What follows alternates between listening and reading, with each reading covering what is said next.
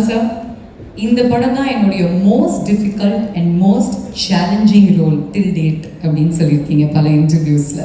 எதனால? ட்ராவல்னாலையா, ப்ராஸ்தெட்டிக்ஸ்னாலையா, பல ரோல்ஸ்னாலையா?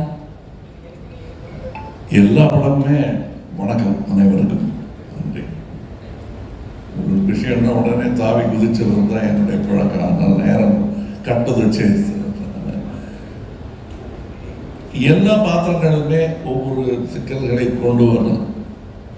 மீறித்தனம் சக்ஸஸ் போகணும். எது சக்ஸஸ்ன்னு தெரியாது நமக்கு. அந்த இருட்டில் ஒரே வெளிச்சம் நம்ம மேலே போட்டிருக்கிற லைட்டு தான். மற்றபடி டைரக்டருக்கு எனக்கு எல்லாருக்குமே ஆசை இருக்கும். ஆனால் எந்த திசையை நோக்கி போகிறோங்கிற ஒரு பதட்டம் உள்ளுக்குள்ளே இருக்கத்தான் செய்யும். அதை நீக்குவதற்கு சின்ன சின்ன விஷயங்கள் நடக்கும்.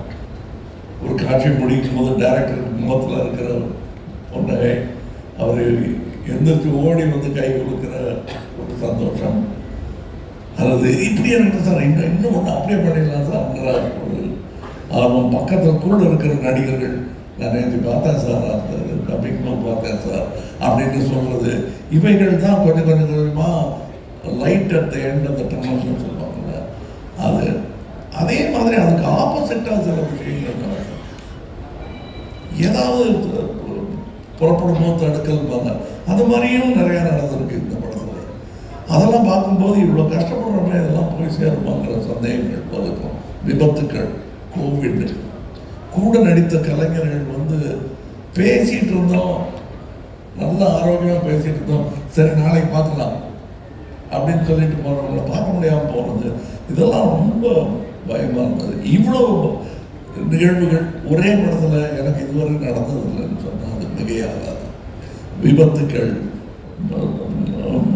ஒரு அகால மரணங்கள் என்று பல, இத்தனையும் தாண்டி நாங்கள் இன்றைக்கி எல்லாரும் சந்தோஷமாக மூடி தூக்கி வச்சுக்காம இருக்கோம்னா இதில் நம்ம செஞ்ச வேலைக்கெல்லாம் பயன் கிடைக்க போகிறது என்கிற நம்பிக்கை எங்களுக்கு வந்திருக்கிறது.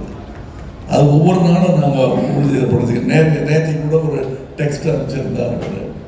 சென்சரில் எல்லாருக்கும் பிடிச்சிருந்தது சார். அவங்க ஜாஸ்தி பேசவே மாட்டாங்க, ஏன்னா பேச்சு கொடுத்தா அது வேறு எதுக்கு வாங்க இது சொன்னாங்க, விட்டுட்டாங்க, கொஞ்சம் கருணையாக அதிகமாக காட்டிட்டாங்க சங்கருக்குன்னு சொல்லிடுவாங்க. அதனால் வழக்கமாக சென்சாரில் இருக்கிறவங்க வணக்கம் அப்படின்ட்டு போயிடுவாங்க, நல்லா இருக்கும் சார். ஒரு சில படங்களுக்கு தான் அவங்க முன் தங்களுடைய மனிதர்களாக தங்களுடைய உணர்வுகளை சொல்லுவாங்க. அதை தான் நேற்று அவர்கள் அனுப்பிச்சிருந்தார் எனக்கு டெக்ஸ்டாக நினைக்கிறேன். இந்த மாதிரி தருணங்கள் இன்னும் நிறைய வரும் என்று நான் நம்புகிறேன். சங்கர் சார், அதை பற்றி சொல்லுங்களேன். அந்த சென்சர் போர்டோட உங்களுக்கு இருந்த அந்த கான்வர்சேஷன் என்ன நடந்துச்சு அப்படின்னு? இல்லை, நான் படம் முடிஞ்சதோடனே கட்ஸ் பற்றி பேசிட்டு வந்துட்டேன். பட் ப்ரொடியூசர்ஸ் போய் பேசியிருக்காங்க. போய் பேசும்போது அவங்களுடைய ஒப்பீனியன் சொல்லியிருக்காங்க, படம் நல்லா வந்திருக்கு அப்படின்ட்டு. ஒரு கட்ஸுக்கு கூட சரி யூஏ கொடுக்குறீங்களே, இது சில விஷயங்கள் அதை ரிமூவ் பண்ணால் பவர் போயிடுமே, இந்த யூஏ இருக்குது, அதனால் நீங்கள் அலோவ் பண்ணலாமே அப்படின்னு கேட்டேன். கேட்கும்போது நம்மளுடைய டீமுக்கு அவங்க சொல்லியிருக்காங்க, படம் நல்லா வந்திருக்கு, ஃபேமிலியெல்லாம் உட்காந்து பார்க்க போகிறாங்க, இதுக்கு எதுக்கு இதை கொடுத்துருங்களேன் அப்படின்னு சொன்னாங்க. சரி, நான் கொடுத்துட்டேன். இதுதான் நடந்த விஷயம். ஃபேண்டாஸ்டிக். ஏன்னா எல்லாருமே பார்க்கக்கூடிய படமாக இருக்கணும் அப்படிங்கிற மைண்ட் செட்டோடு தான் நீங்கள் எடுத்திருக்கீங்க. And you work for 6 years to release this baby of yours அப்படிங்கும்போது it's exciting. And Kamal sir, நீங்கள் இமோஷ்னலி சொன்னீங்க the highs and lows that you experience. ஆனால் ஒர்க் வைஸ் சேனாபதி அவருடைய கேரக்டரை தாண்டி, இந்த மேக்கப் லுக்கை தாண்டி 6 வெவ்வேறு கதாபாத்திரங்கள் நீங்கள் ப்ளே பண்ணியிருக்கீங்களா? அதை பற்றி சொல்லுங்கள்.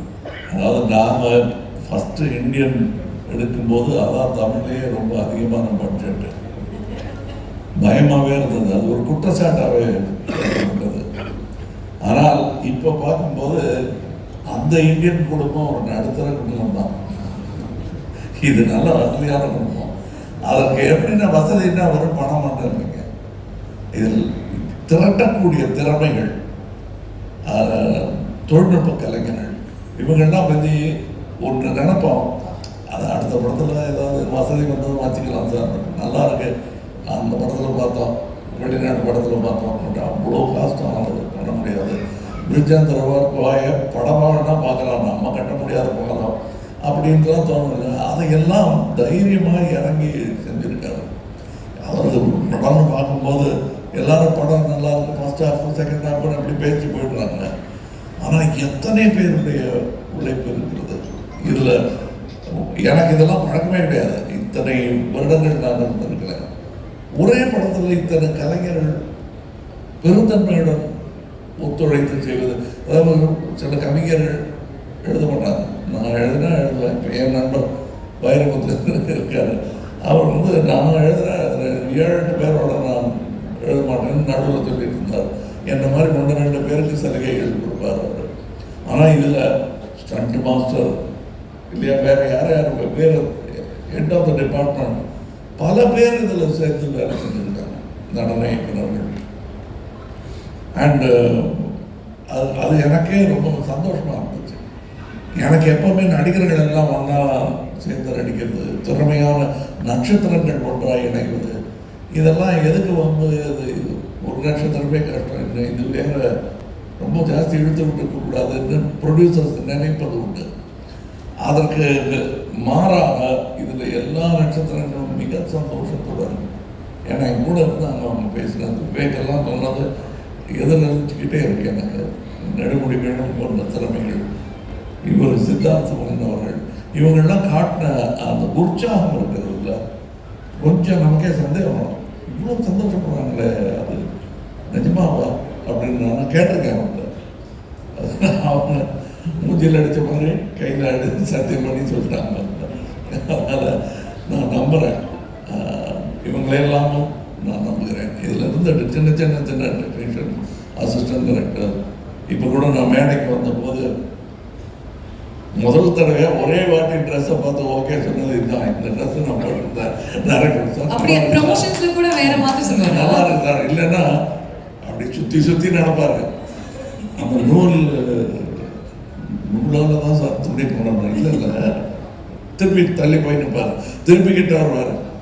அது அவர் முடிவு பண்ணுறதுக்குள்ள அது சின்ன சேஞ்சாக இருந்தாலும் அதை சரி இது பண்ணிக்கலாம், எதுக்கு இன்னொரு வாட்டி நான் யோசிச்சுட்டு சொல்கிறேன்னு அவ்வளோ யோசிக்கிறவர். ஸோ ஒரு துணி, ஒரு நூல், ஒரு பெல்ட், தாத்தாவுடைய கத்தி, அதை வைக்கிறதுக்கான இது, அந்த பெட்டி, பேனா, இதையெல்லாம் நாங்கள் தீவிரமாக டிஸ்கஸ் பண்ணுறோம்னா நம்ப மாட்டாங்க.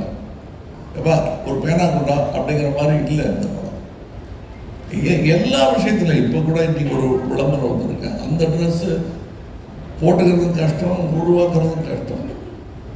இதில் அதெல்லாம் வந்து எத்தனையோ காஸ்டியூம் எனக்கு தனியாக ஒர்க் பண்ணியிருக்காங்க, அமிர்தா ஒர்க் பண்ணியிருக்காங்க. அந்த நிறைய காஸ்டியூம் டிசைனர்ஸ் இதில் வேலை செஞ்சுருக்காங்க. எனக்கு தமிழ் சினிமாவில் இதெல்லாம் நடந்துகிட்டு இருக்கான்னு ஆச்சரியப்படுற அளவுக்கு நான் ரொம்ப எளிமையான தமிழ் சினிமாவும் எளிமையான மலையாள படத்துலையும் ஆரம்பித்தேன். இப்போ மிஸ் யூனிவர்ஸுங்கிறது வந்து இந்தியாவிலேருந்து ஒருத்தவங்க போனாங்கிறத பெருமையாக இருக்குது. இதில் ஒரு சின்ன காட்சிக்கு ஒரு மிஸ் யூனிவர்ஸை நடிக்க வைக்கிறாங்க, அப்படி அதெல்லாம் முடியுமா அப்படின்னு இப்போ எனக்கு தோணுது. நான் மறுபடியும் ரசிகனாகி இதெல்லாம் வந்து யோசிப்போம். சிச்சி வேணான்னு கனவு கலைச்சிட்டு நமக்கு இருக்கிற துணியை கசக்கி போட்டுக்கிட்டா போதும், ஈர துணியை வண்டியில் கட்டிக்கிட்டு நடந்தால் போதும்னு நினச்சிட்டு இருந்த அந்த தமிழ் சினிமாவை கொண்டு சேர்த்த இடம் வந்து இவங்களுக்கெல்லாம் பெருமை உண்டு. வர்த்தகத்தை மட்டுமல்ல, நம்ம நினைச்ச கனவுகளை எல்லாம் நினைவாக்கி பார்க்கும் அந்த தொழில்நுட்பத்தை இங்கே கொண்டு சேர்ப்பதற்கு எல்லாரும் முயற்சி பண்ணுறாங்க, நானும் முயற்சி பண்ணுறேன். அதை வெற்றிகரமாக இன்னும் சீக்கிரம் என்று செய்வதற்கு காரணம் இது போன்ற முயற்சிகள் தான். அதில் நானும் பங்கு பெறுகிறேன் என்பது இவர் சொன்ன மாதிரி சில நேரங்கள் எவ்வளவுதான் நட்சத்திர அந்தஸ்தை நீங்கள் கொடுத்தாலும் எங்களுக்கு அந்த பழைய ஞாபகங்கள் விட்டு போகாது. ஸோ இவ்வளோ தூரம் வந்துட்டோமா, நிஜமாக வந்துட்டோமா, அந்த கிள்ளி பார்க்கும் தருணங்கள் அனைவருக்கும் உண்டு, நடிகர் தலகத்துக்கும் உண்டு, மக்கள் தலகத்துக்கும் உண்டு, அப்படின்னா உலக நாயகம் உண்டு. பியூட்டிஃபுல்லாக சொன்னீங்க கமல் சார், பியூட்டிஃபுல்லாக இருந்துச்சு கேட்கறதுக்கே. சங்கர் சார் ஒரு இன்டர்வியூவில் கமல் சார் சொல்லியிருக்காரு, சேனாபதி தாத்தாக்கு என்ன வயசு அப்படின்னா சேனாபதி தாத்தாக்கு சூப்பர்மேனுடைய வயசு.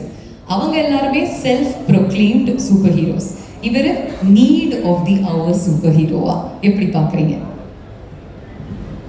ஆக்சுவலாக நான் பார்ட் 1 பண்ணும்போது பார்ட் 2 பண்ணுவேன்னு நினைக்கவே இல்லை. சரி, ஒரு இன்வெஸ்டிகேஷனில் ஒரு மானிட்டரில் வந்து அவரை பற்றின டீட்டெயில்ஸ் வந்து போலீஸ் டிபார்ட்மெண்ட் வந்து ஸ்டடி பண்ணுறாங்கன்னும் போது அது பிறந்த தேதி போட வேண்டிய ஒரு இதில் ஒரு டேட்டு போட்டோம், இண்டிபெண்டன்ஸ்லாம் கால்குலேட் பண்ணி. ஆனால் இப்போ வந்து 2வது பார்ட் எடுக்கும் இவ்வளோ வருஷம் கழிச்சு எடுப்பேன்னு எனக்கு தெரியாது. இப்போ வரும்போது என்ன ஏஜ் அப்படின்ற மாதிரிலாம் ஒரு நிறைய கேள்விகள் வருது. நான் எப்படி பார்க்குறேன்னா வந்து இப்போது சைனாவில் பார்த்தீங்கன்னா லூசி ஜியான் ஒரு கிராண்ட் மாஸ்டர் இருக்கார் மார்ஷியல் ஆர்ட்ஸ். அவருக்கு 118 வயசு. அவர் வந்து இப்போ சமீபத்தில் இறந்துட்டார். அவர் அந்த ஏஜில் கூட வந்து பறந்து அடிக்கக்கூடிய ஒரு கிராண்ட் மாஸ்டராக இருந்தார். அதே மாதிரி தான் இந்த கேரக்டரும் நம்ம சேனாபதியும் வந்து இஸ் அ கிராண்ட் மாஸ்டர், தர்மக்கலையில் ஒரு கிராண்ட் மாஸ்டர். இப்போ இவங்களுக்குலாம் ஒரு பொதுவாக ஒரு குவாலிட்டி என்ன இருக்குன்னா டிசிப்ளின், அப்புறம் ஹேபிட்ஸ். அதாவது மெயினாக வந்து நம்ம கல்ச்சர் பார்த்திங்கன்னா இந்த தியானம், யோகா இதெல்லாம் பண்ணக்கூடிய கேரக்டர். ஃபுட் ஹேபிட்ஸ், அதாவது ஒரு வேளை தான் சாப்பிடுவாங்க. இந்த மாதிரி கட்டுப்பாடோடு இருக்கக்கூடிய ஒரு மார்ஷியல் ஆர்ட்ஸ் கிராண்ட் மாஸ்டர் வந்து வயசு ஒரு பொருட்டே கிடையாது. அவங்க அந்த ஏஜில் இருந்தால் கூட அவங்க ஆக்டிவாக இருப்பாங்க. இப்போ பார்த்தீங்கன்னா இப்போ வந்து சூப்பர்மேனுக்கு ஏஜ் கிடையாது. இப்போ அதே பார்த்தீங்கன்னா இப்போ அயன் ஃபிலிமிங்கோடைய புக்கில் வர இந்த பாண்டு கேரக்டர் இப்போ கால்குலேட் பண்ணி பார்த்தீங்கன்னா 102 வயசு. நம்ம அப்படியே பார்க்குறோம். பாண்டு அவர் நம்ம ரசிக்கணும், அந்த மாதிரி தான் நான் பார்க்கணுன்னு நான் விரும்புகிறேன். ஏன்னா வந்து சேனாபதி கேரக்டர் வந்து நம்ம ஒவ்வொருத்தர் மனசுக்குள்ளேயும் இருக்கிற ஒரு கோபம், ஆதங்கத்தோடைய வெளிப்பாடு. அவங்க எல்லாருடைய மனசுலையும் இருக்கக்கூடிய கோபம், ஆதங்கத்தோட வெளிப்பாடு தான் அந்த சேனாபதி கேரக்டர். ஸோ அந்த கேரக்டர் எப்போவுமே ஒரு பவர்ஃபுல்லாக இருக்கிறது தான் எல்லோரும் விரும்புவாங்க. நானும் அதான் விரும்புகிறேன். கொஞ்சம் நான் எல்லா பக்கமும் யோசிப்பேன். சரி, அந்த ஏஜுக்காக என்ன பண்ணலாம் அப்படின்னு கொஞ்சம் டிசைன்லாம் பண்ணி பார்த்தேன். கொஞ்சம் வழுக்க வச்சு, முடியெல்லாம் கொட்டி போய், இன்னும் கொஞ்சம் சுருக்கெல்லாம் வச்சு என்னாலே பார்க்க முடியல. எப்படி எதுக்கு இப்படி பார்க்கணும், அது ஒரு சூப்பர்மேன் கேரக்டர் மாதிரி தானே அப்படின்னு சொல்லிட்டு தான் இந்த லுக்கில் இந்த படத்தில் காமிக்கிறோம். இதில் ஒரு பெரிய அட்வான்ஸ்மெண்ட் என்னென்னா, பார்ட் 1 பண்ணும்போது அப்போ வந்து ப்ராஸ்தட்டிக்ஸ் வந்து அன்னைக்கு இருக்கிற ஸ்டேஜில் வந்து கொஞ்சம் திக்னஸ் ஜாஸ்தி. ரொம்ப கஷ்டம் சார், இப்பவும் கஷ்டம்தான், அது ரொம்ப கஷ்டம். ஏன்னா அந்த திக்னஸ்க்கு வந்து நீங்கள் சாதாரணமாக நடிச்சிங்கன்னா வெளியில் வராது. அந்த கண்ணாடியில் பார்த்து எத்தனை மடங்கு நடித்தா இந்த ஸ்மைல் வர்றதுக்கு எவ்வளோ பம்ப் பண்ணணும், அது எவ்வளோ ப்ரெஷர் போடணுன்றது கண்ணாடியை பார்த்து ஒவ்வொரு ஷாட்டுக்கு முன்னாடி சார் நடித்தாங்க. இப்போ வந்து இன்னும் கொஞ்சம் மெல்லிஸ் ஆகிடுச்சு ப்ராஸ்தட்டிக்ஸ். அப்படிங்கும் போது நான் சொன்னது என்னென்னா, அப்போ வந்து பேக் அண்ட் ஃபோர்த் போகிறதுக்கு வசதி இல்லை. நல்லாவே ஸ்பெண்ட் பண்ணார். இருந்தாலும் அமெரிக்காவுக்கு போயிட்டு ஒரு டெஸ்ட் ஒன்று பண்ணிவிட்டு அப்புறம் இன்னும் கொஞ்சம் ஃபைன் டியூன் பண்ணுறதுலாம் அந்த ஃபெசிலிட்டிலாம் அப்போ இல்லை. இப்போ வந்து நான் என்ன சொன்னேன்னா, போன படத்தில் வந்து ஃபஸ்ட்டு பார்க்கும்போது யாருக்கும் அது கமல் சார் மாதிரி இல்லையே, இல்லை கமல் சார் மாதிரி இருக்கே அப்படின்னு ஒரு டிஸ்கஷன் போச்சு. இந்த வாட்டி நான் சொன்னது லெகசி எஃபெக்ட்ஸ்ன்றவங்க இந்த மேக்கப் டிசைன் பண்ணாங்க. அவங்ககிட்ட நான் சொன்னது, இந்த வாட்டி I want to see our actor more. ஏன்னா ப்ராஸ்தட்டிக்ஸில் வந்து நம்ம ஆக்டரோடைய முகம் வந்து அந்த திக்னஸில் போயிடக்கூடாது, இந்த ஆடியன்ஸுக்கு வந்து அந்த ஆக்டரை பார்க்கணும் அப்படின்னும் போது அவங்க கரெக்டாக வந்து இந்த வாட்டி பார்ட் 1 பார்ட் 2 நீங்கள் வந்து கமல் சாருடைய முகத்தையும் அந்த கேரக்டரில் இன்னும் நல்லா பார்க்கலாம். அதுதான் வந்து அதோடைய ஸ்பெஷாலிட்டி. Okay, thank you sir. நேயர் விருப்பம் எல்லாருமே என்ன கேட்க ஆசைப்படுறாங்க அப்படின்னா, நீங்கள் 6 டிஃப்ரெண்ட் லுக்ஸில் வரீங்க இல்லையா கமல் சார், அதையும் தாண்டி டிஃப்ரெண்ட் டயலெக்ட்ஸில் பேசியிருக்கீங்க. 22 ஸ்டேட்ஸில் போய் ஷூட் பண்ணியிருக்காங்க, இந்தியன் 2 and 3. அண்ட் அது மட்டும் இல்லாமல் ஒவ்வொரு ஸ்டேட்னுடைய சிறப்பு அம்சங்களையும் நீங்கள் எடுத்துகிட்டு வரீங்க த்ரூ யோர் டயலெக்ட்ஸ். அதை பற்றி சொல்லுங்கள். அப்படியே மெதுவாக கதையை சொல்ல வச்சிருவீங்க.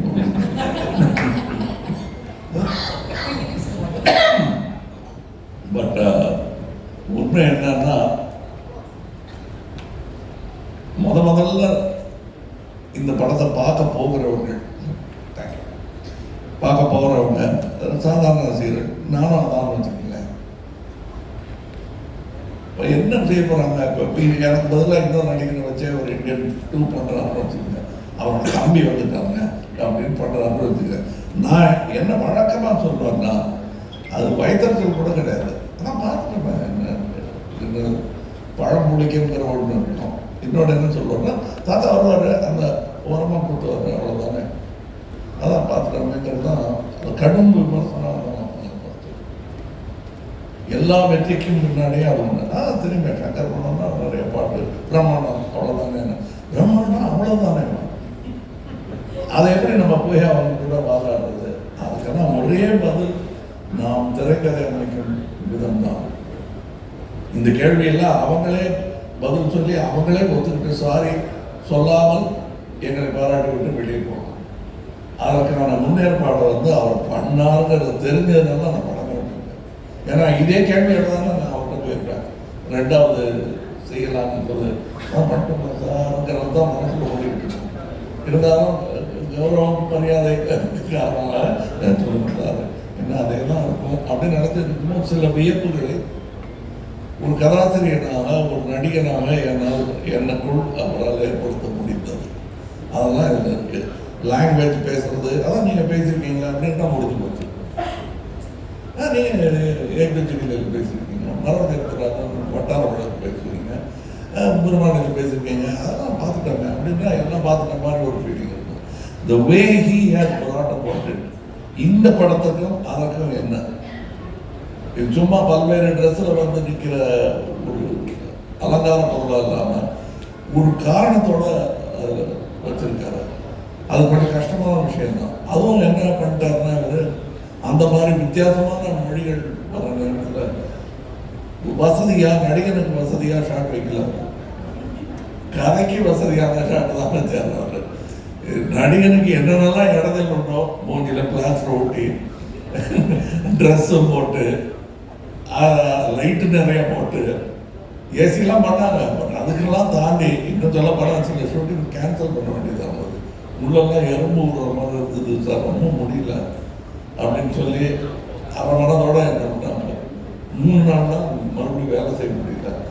இதையெல்லாம் கடந்து எனக்கு இப்போ இந்த காட்சி அமைப்பு சொல்லிட்டு இருந்தேன், வேற்று மொழியில் பேசணும், அதை நீளமான ஒரே ஷாட்டில் பேசணும், கரெக்டாக இருக்கணும், பல்வேறு ஆக்ஷன்ஸ் அதில் சேர்த்து வச்சிருப்பாரு.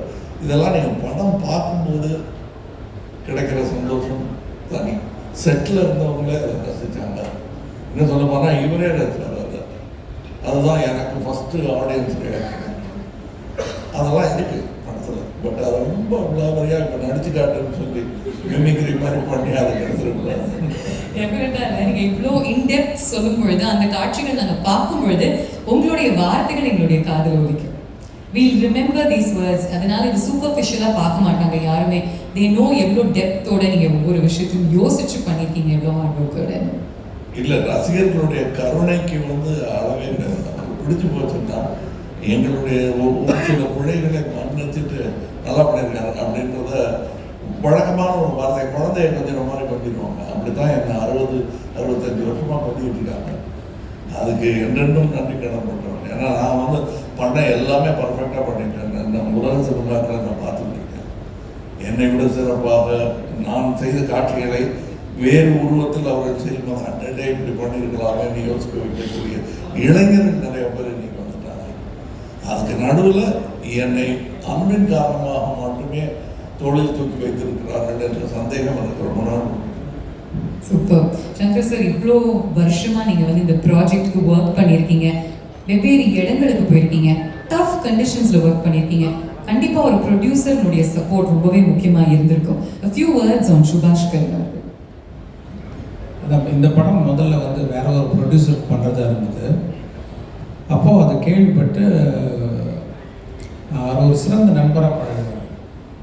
அவர் கேள்விப்பட்டு என்ன நீங்கள் எனக்கு ரொம்ப பிடிச்ச படம் இந்த இந்தியன், இது நீங்கள் வெளியிலலாம் பண்ணக்கூடாது, எனக்கு தான் பண்ணணும் அப்படின்னு ஒரு அன்பு கட்டளை மாதிரி நான் தான் பண்ணுவேன், ப்ரொடியூஸ் பண்ணுவேன் அப்படின்னு சொல்லி விரும்பி கேட்டு அப்புறம் நான் அந்த ப்ரொடியூசர் அவங்கள்ட்ட பேசி அப்புறம் அந்த படத்தை இப்போது சுபாஷ் தயாரிக்க நம்ம படம் எடுத்துருக்கோம். இங்கே இதில் சொன்ன மாதிரி சொன்ன விஷயங்கள் இதெல்லாம் கற்பனை பண்ணிட்டாலும் அதை அந்த கற்பனையை நிஜமாக்குறதுக்கு, நிஜமாக ஒரு காட்சியாக பார்க்குறதுக்கு அதுக்கு உண்டான செட்டு, அதுக்கு உண்டான மேக்கப்பு, அதுக்கு உண்டான லொக்கேஷன், அதே மாதிரி பொலிவியா போகிறதுக்கு ரொம்ப it's not an easy task. Like Bolivia போய் அந்த சாங்கை ஷூட் பண்ணுறதுலாம் தைவானில் ஷூட் பண்ணியிருக்கோம்.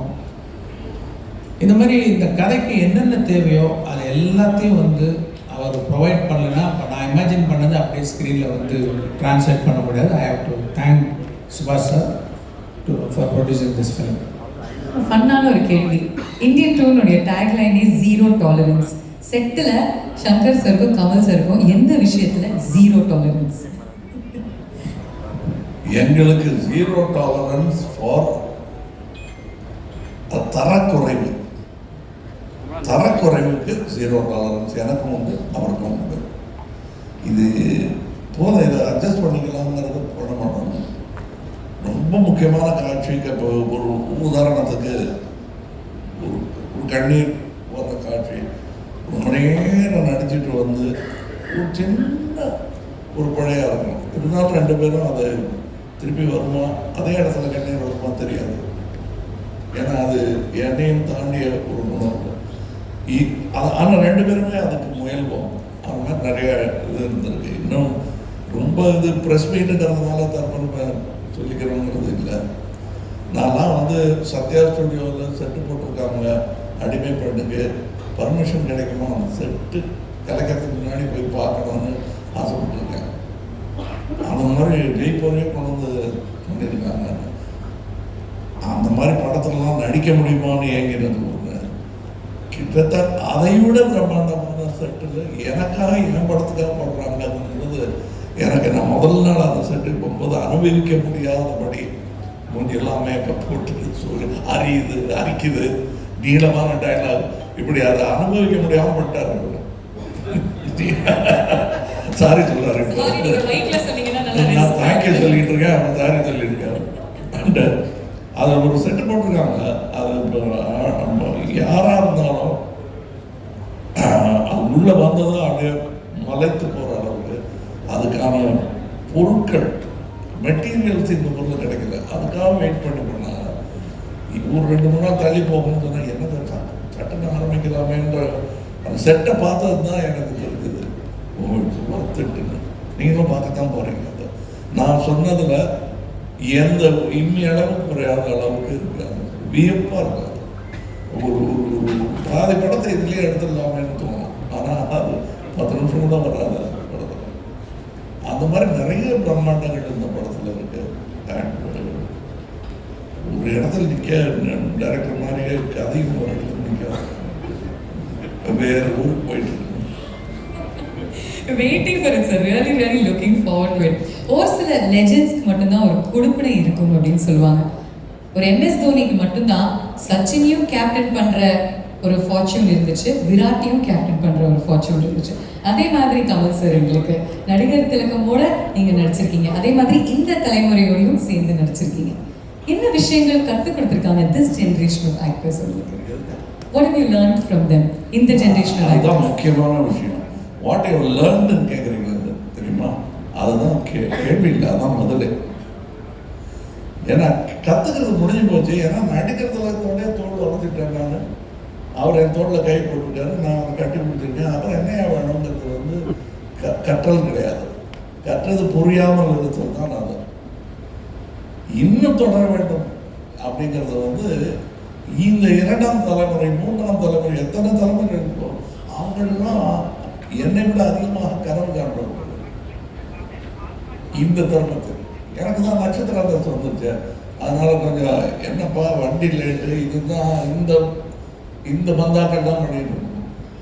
ஆனால் எது வேணால் நான் பஸ்லையாவது ஏறி வந்துடுறேன் சார், நாளைக்கு நான் ஷூட்டிங் இருக்கணும் அப்படின்னு கேட்டால் அந்த ஆர்வம் நட்சத்திரங்களுக்கு குறையும். குறையக்கூடாதுன்னு நினைக்கிறேன். நான் அதை ஃபஸ்ட்டு கற்றுக்கணும். நான் வந்து நடிகர் தலைவர் தேவரமன் படத்துக்கு தப்பி தவறி 7 மணிக்கு கால் ஷீட்னு சொல்லிடாதீங்க அந்த மனுஷன்கிட்ட அப்படின்னு கெஞ்சுவேன். நான் 7 மணிக்கு கால் ஷீட் சொல்லிட்டா நல்ல செலவை செஞ்சு கஞ்சி போட்ட சட்டையோட ஃபுல் கெட்டப்போட 6:45 சேர் போட்டு வந்து உட்காந்துடுவார். இப்போ தான் ஆணி எடுத்துட்டு போங்க.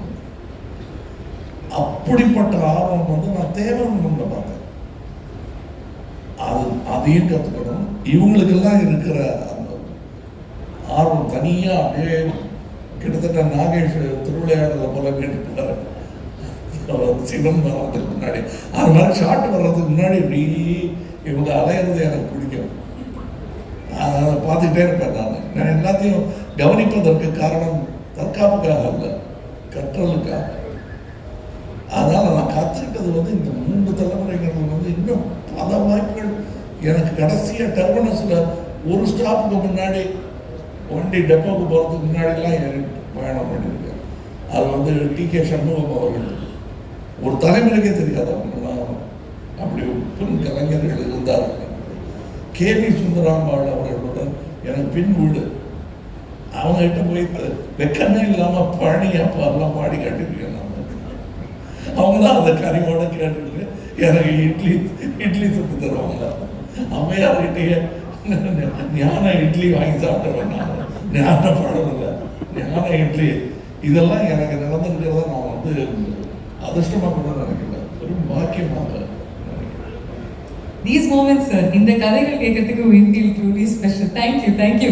And Instagramல நிறைய நான் வந்து படிச்சுட்டு இருந்தேன் என்ன மாதிரி கேள்விகள் கேட்கலான்னு. இன்ஸ்டாகிராம்ல சித்தார்த்தனுடைய ஃபோட்டோ லாங் ஷார்ட்ல இருக்கும். நீங்க எழுதிருப்பீங்க, objects may in the mirror may appear closer than they are. அதற்கான objects in the mirror are closer than they appear. Thank you. Bike oda mirror la are closer than they appear னு எழுதிருப்பீங்க. யூசுவலா அது வந்து எச்சரிக்கைக்கு எழுதியிருப்பாங்க கார்ல. இது எந்த கான்டெக்ஸ்ட்ல என்ன கண்ணோட்டத்தில் எழுதுங்க?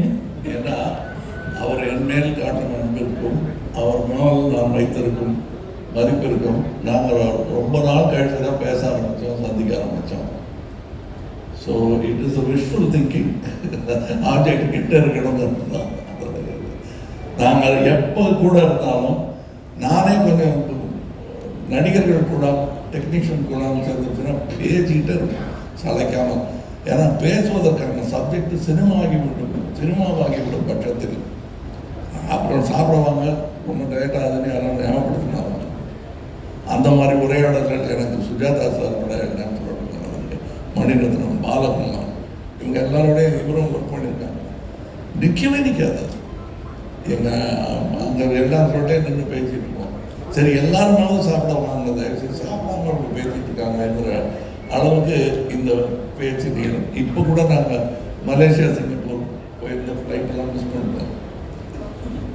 ஆனால் அதுக்கான வருத்தங்கள் வந்து எங்களுக்கு சந்தோஷமாக மாறிடுச்சு. அப்போ ஃப்ளைட் கிடையாதா, இப்போ பேசிக்கிட்டே கார்லேயே போயிடலான்ற மாதிரி எல்லாரும் சந்தோஷமாக. அது எங்களுக்கு ஃப்ளைட் மிஸ் பண்ணவங்க மாதிரி தெரிஞ்சிருக்காது. இல்லாத ஃப்ளைட்டில் ஒரு டிக்கெட் வாங்கிட்டு சந்தோஷத்தில் இருக்கிற மாதிரி. That's what I meant. I wish we were closer, even long before. How does this make you feel, Sid? இந்த மாதிரி வார்த்தைகள் எஸ்பெஷலி உங்களுடைய குரு கிட்ட இருந்து வேணாம் சும்மா பேசப்பட்டோம். இவ்வளோ பேருக்கு அவர் அழ வைக்க வேண்டாம்னு நினைக்கிறேன். ஓகே, சேனாபதி தாத்தானுடைய கம்பேக்கே ஒரு காஸ் ஃபார் செலிப்ரேஷன். அதை தாண்டி இந்தியன் டூல மற்ற விஷயங்களுக்கு செலிப்ரேட் என்னென்ன இருக்கு? கதை கேட்குறாங்க சார், பார்த்துங்க. இல்லை, இதில் வந்து மெயினாக நிறைய கேரக்டர்ஸ், கேமியோஸ் ஜாஸ்தி. அது எல்லாமே நல்ல ஒரு பண்பட்ட நடிகர்கள், நல்ல அனுபவம் வாய்ந்த நடிகர்கள், சிறந்த நடிகர்களை வந்து இந்த படத்தில் கேஸ்ட் பண்ணியிருக்கோம். Like Samuthirakani sir, SJ. சூர்யா, பாபி சிம்மா, தம்பிராமையா, மனோபாலா, விவேக், அப்புறம் ரேணுகா, சித்தார்த் மெயினா, ரகுல் பிரீத் சிங், பிரியா பவானி சங்கர், நிறைய கேமியோஸ். எல்லாருமே ரொம்ப சிறப்பாக நடிச்சிருக்காங்க. ஏன்னா அதில் நிறைய ஃபேமிலி விஷயங்கள்லாம் அந்த படத்தில் வருது. ஸோ எல்லா ஃபேமிலியும் வந்து என்கேஜாக பார்க்கக்கூடிய படமாக இது இருக்குன்னு நான் நம்புகிறேன். அடுத்து பார்த்தீங்கன்னா இதில் வந்து அதை பார்த்தீங்கன்னா அந்த ஒரு நடுவில் ஒருத்தர் இருக்கார். அவர் வந்து உங்களை நிறைய பேருக்கு மீடியா பரிச்சயமான ஒரு கேரக்டர் தான். அது ஆர்கே லக்ஷ்மணுடைய கார்ட்டூன் காமன் மேன். அவர் வந்து டைம்ஸ் ஆஃப் இந்தியாவில் அந்த கார்ட்டூன் வந்து ரெகுலராக போட்டார். அது ரொம்ப அந்த கார்ட்டூன்லாம் ரொம்ப பிரபலம், ரொம்ப மிகச்சிறந்த ஒரு கார்ட்டூனிஸ்ட் ஆர்கே லக்ஷ்மண் அவர்கள். அவருடைய அந்த காமன் மேன் கதாபாத்திரத்தை வந்து ஒரு 3D அனிமேஷனில் இதில் வந்து இந்த கதையில் வந்து ஒரு கதை சொல்லும் ஒரு டூலாக நான் வந்து பயன்படுத்தியிருக்கேன். அது ஒரு புது விஷயம். அப்புறம் சொன்ன மாதிரி ஒலிவியாவில் எடுத்த அந்த கேலண்டர் சாங் மிஸ் யூனிவர்ஸ், நான் வந்து இந்தியன் ஆக்ட்ரஸே ட்ரை பண்ணேன். 2-3 பேரை ட்ரை பண்ணேன், கிடைக்கல, அவங்க டேட்ஸ் கிடைக்கல. அப்போ வந்து அந்த கேலண்டர் ஷூட்டுக்கு பொருத்தமாக யார் இருப்பாங்க அப்படின்னு பார்க்கும்போது அவங்களுடைய ஒரு புகைப்படத்தை பார்க்கக்கூடிய ஒரு வாய்ப்பு வந்தது. ஸோ அவங்கள ட்ரை பண்ணி பார்த்தோம். அவங்க வந்து அவங்க அக்செப்ட் பண்ணதுனால அவங்கள வந்து இந்த பாட்டில் நாங்கள் படத்தில் வருவாங்க அந்த பாட்டில். அப்புறம் மெயினாக டெக்னீஷியன்ஸ் லைக் ரவிவர்மன் ரொம்ப அருமையான ஒளிப்பதிவு. இப்போ சார் சொன்ன மாதிரி வியந்து பார்க்குற ஒரு செட்டெல்லாம் வந்து முத்துராஜ் ப்ரொடக்ஷன் டிசைனரோட ஒர்க்கு வந்து எக்ஸ்ட்ராடினரி ஒர்க் இந்த படத்தில் பார்க்குறோம். அப்படி நம்மளே ஒரு லேஸில் எக்ஸைட் ஆக மாட்டோம். ஒரு செட்டு டிசைன் அப்ரூவ் பண்ணுறதுக்கு பேக் அண்ட் ஃபோர்த் போவோம். கடைசியில் ஒன்று கொடுப்பாரு. செட்டில் வந்து பார்த்தா நம்மளுடைய எதிர்பார்ப்பை மிஞ்சக்கூடிய ஒரு அருமையான ஒரு அவுட்புட்டை வந்து முத்துராஜ் சார் கொடுத்துருக்குறாங்க. அப்புறம் தைவானில் ஷூட் பண்ணியிருக்கோம். எல்லாமே மெயினாக நம்ம கமல் சார் தான். நான் வந்து பார்ட் 1ல் சொன்னேன், லைக் ஒரு தராசில் வந்து ஒரு பக்கம் டைரக்டர், ப்ரொடியூசர், படத்தில் நடித்த actors, cinematographer, music director, art director, அத்தனை பேரையும் ஒரு தராசில் போட்டுட்டு இன்னொரு பக்கம் தராசில் கமல் சாரை உட்கார வச்சா ஈக்குவல் ஆகிடும். அந்த அளவுக்கு ஒரு சாருடைய ஸ்க்ரீன் ப்ரெசன்ஸ் அண்ட் பர்ஃபார்மன்ஸ் வந்து அப்படி இருந்தது. அந்த இந்தியன் ஒரு விழாவில் நான் சொன்னேன். இப்போ நான் சொல்கிறேன், இப்போ தராசு இந்த பக்கம் சாஞ்சிடுச்சு. சார் வந்து எங்கள் எல்லாரையும் மிஞ்சிற அளவுக்கு அவர் வெயிட்டாக இருக்கார் அந்த படத்தில் அப்படிங்கிறத நான் வந்து நீங்கள் கேட்டிங்களே படத்தில் வேறு என்ன நான் இல்லைன்ட்டு சாரோடைய பர்ஃபார்மன்ஸ், சாரோடைய ப்ரெசன்ஸ், ஏன்னா அவர் வர சீன்லாம் வந்து அப்படி ஒரு பிரமிப்பை ஏற்படுத்துது. அது ஒரு எழுதுனதுக்கும் அது ஒரு சீனாக டிரான்ஸ்ஃபார்ம் ஆகும்போது அது எந்த அளவுக்கு உயர்ந்து நிற்குதுன்றதை என்னால் பார்க்க முடிஞ்சுது. ஐ பிலீவ் நீங்களும் அதை ஃபீல் பண்ணுவீங்கன்னு நினைக்கிறேன். ஃபேண்டாஸ்டிக். கமல் சார், நீங்களும் உங்களுடைய பதில் அதுக்கு சொல்லிட்டீங்க அப்படின்னா அதுக்கப்புறம் பிரஸ் கிட்ட அவங்களுடைய கேள்விகள் கேட்கலாம். அதாவது இவ்வளோ விஷயங்கள் சொல்கிறோம் இல்லையா, இதுக்கெல்லாம் நாங்கள் வந்து சுபாஸ்கரன் ஒருத்தர்கிட்ட நான் ஒரு ஃபோன் பண்ணுவேன், ரெண்டே ஃபோன் கால் தான். எடுக்கிற முடிவுகள் ரொம்ப பெரிய முடிவுகளாக இருக்கும். அதாவது எத்தனை நாள் தள்ளி போடலாம் ஷூட்டிங்க வந்து சாமானியமான செய்தி அல்ல. ப்ரொடியூசருக்கு இப்போ வேணாம் சார், ஒரு விபத்து நடந்துருக்கு, நீங்கள் புறட்டு வாங்க, ஒரு கால் புறட்டு வந்துடுவாங்க. இல்லை இது நடுவில் ஒரு சில மாற்றங்கள் சொன்ன போது இப்படி பண்ணலான்னு சொல்லும்போது சரி சார் நீங்கள் 2 பேர் முடிவெடுத்து பண்ணிடுங்க சார் அப்படிங்கிற அந்த பெருந்தன்மை அது இல்லாமல் இந்த படத்தை இத்தனை வருடங்கள் நகர்த்தி கொண்டு முடியாது. அதற்கு பிறகு என்ன பண்ணுறதுன்னு தெரியாமல் கோவிட், விபத்துகள், பல விஷயங்கள் எங்களை தடுமாற வைத்த போது ரெட் ஜாயின்ஸ் உள்ள பண்ணாங்க. இதெல்லாம் தான் அப்படி 3 முக்கிய கால்களை வைத்து நிற்கும் முக்காலி இது. அது சொல்லி ஆகணும். அது போக டெக்னீஷியன்ஸ் பேரை எல்லாம் சொல்ல முடியாத அளவுக்கு அத்தனை பேரை வேலை பார்த்துருக்காங்க. இந்த இதில் போட்டிருக்கு இல்லையா, அதுவே கம்மி. அது நம்பர் ஆஃப் நேம்ஸ் முந்தியெல்லாம் 4-5 பேர் தான் போடுவாங்க. அதுக்கு அதோட பங்கு முடிஞ்சிடும். ஆனால் இதில் எத்தனையோ பேர் வேலை செஞ்சுருக்காங்க. நான் சொன்னது சும்மா ஒரு பானை சோத்துட்டு போனது. ப்ரொடக்ஷன் டிபார்ட்மெண்ட்டில் வேலை பார்த்துருக்க ப்ரொடக்ஷன் மேனேஜர், அதுவும் சாமானியமான வேலை இல்லை, அவங்களுக்கு கொடுக்கப்பட்ட வேலைகள் தான். இவர் ட்ரெயினை கொண்டு வரணும்னு சொன்னார்னா அந்த ட்ரெயின் மேலே அரிசி இருக்கணும், அது மேலே வெள்ளைக்காரங்க இருக்கணும், அது வந்து ஆப்பிரிக்காவில் இருக்கணும், அப்படி ஒன்று இல்லை. இது வந்து உலக அழகி வேணும். சரி சார் கொண்டு வந்துடலாம். எங்க உலகத்தில் யாரும் அடிக்கடி போகாத இடமா இருக்கணும். சரி சார் போயிடலாம். ஒரு 120 பேர் அங்கே கொண்டு போயிட்டோம். இதெல்லாம் எல்லாமே சரி சார் நல்ல பிரம்மாண்டமான செட்டு போடலாம் சார். இவ்வளோ சதுர அடி, இவ்வளோ இது இந்த ஆளை விட சார் செட்டு போடலாம். ஆனால் எல்லாம் தங்கமாக இருக்கணும். நடுவில் வைக்கிறதுக்கு நடுவில் வேணால் கரன்சி நோட்டு வைக்கலாம் அப்படின்னா அந்த மாதிரி கேட்க அதுக்கெல்லாம் ஒரு குப்பத்தில் ஒரு சாங் எடுக்கலாம் அப்படின்னு முடிவு பண்ணுறாரு. ஓஹோ சரி சீக்கிரம் முடிச்சுடுவாங்க 2 நாள். அந்த குப்பத்தில் இருக்கிற பில்டிங்குக்கெல்லாம் பெயிண்ட் அடித்து 1000 நேரத்தில் தான் கூட அத்தனைக்கும் ஈடு கொடுக்க வேண்டியது வந்து ப்ரொடக்ஷன் தான். ஏன்னா அத்தனை பொங்கல், அத்தனை மடை, அத்தனை பாத்திரம், இதெல்லாம் நீங்கள் கணக்கில் எடுக்கிறது இல்லை. அத்தனை பேருக்கு ட்ரிப்பு, வீட்டுக்கு வண்டி போக, காலையில் 5 மணிக்கு பிக்கப்பு, ட்ராப்பு, அத்தனை மேக்கப்பு. இதெல்லாம் யோசிச்சு பார்த்தா கொஞ்சம் பதட்டமாக இருக்கும். அங்கேயோ இந்த தொழில் வேணாம்பா நமக்குங்கிற மாதிரி இருக்கும். இத்தனையும் தாங்கி பிடித்திருக்கும் தொழில்நுட்ப கலைஞர்கள். கேமரா டிபார்ட்மெண்ட்லேயே என்னென்னமோ நாங்கள் கேள்விப்படாத மிஷின் எல்லாம் இப்போ எங்களுக்கு கட்டுப்படி ஆகுது. எப்படிங்கிறதுக்கு எங்களுடைய இதுக்கு முன்னாடி இருக்கிற வெற்றிகள் தான் காரணம்னு நான் நம்பிக்கிட்டு இருக்கேன். Beautifully said, sir. இப்போ எங்களுடைய மீடியா ஃப்ரெண்ட்ஸ், sorry உங்களுடைய கேள்விக்கு முன்னாடி Siddharth just wants to say something. Hello, check. Sorry, I'll just take a minute. இது வரைக்கும் பாவனா சாரியும் 2 சார்ஸையும் கேட்ட கேள்வியில் உங்களுக்கு நிறைய விஷயங்கள் இந்த படத்தில் எல்லாருக்கும் இருந்த கஷ்டங்கள், அந்த கஷ்டங்களை எப்படி தாண்டி வந்தாங்க, அதை தாண்டி எவ்வளோ பெரிய ஒரு முதலீடு, எவ்வளோ பெரிய செலவு, எவ்வளோ பெரிய ஒரு விஷன் அண்ட் ஆம்பிஷன் அப்படிங்கிறதுலாம் நீங்கள் கேட்டீங்க. முக்கியமாக இந்த இந்தியன் 2 படம், இந்தியன் 1 ஒரு செகண்டுக்கு மறந்துடுங்க.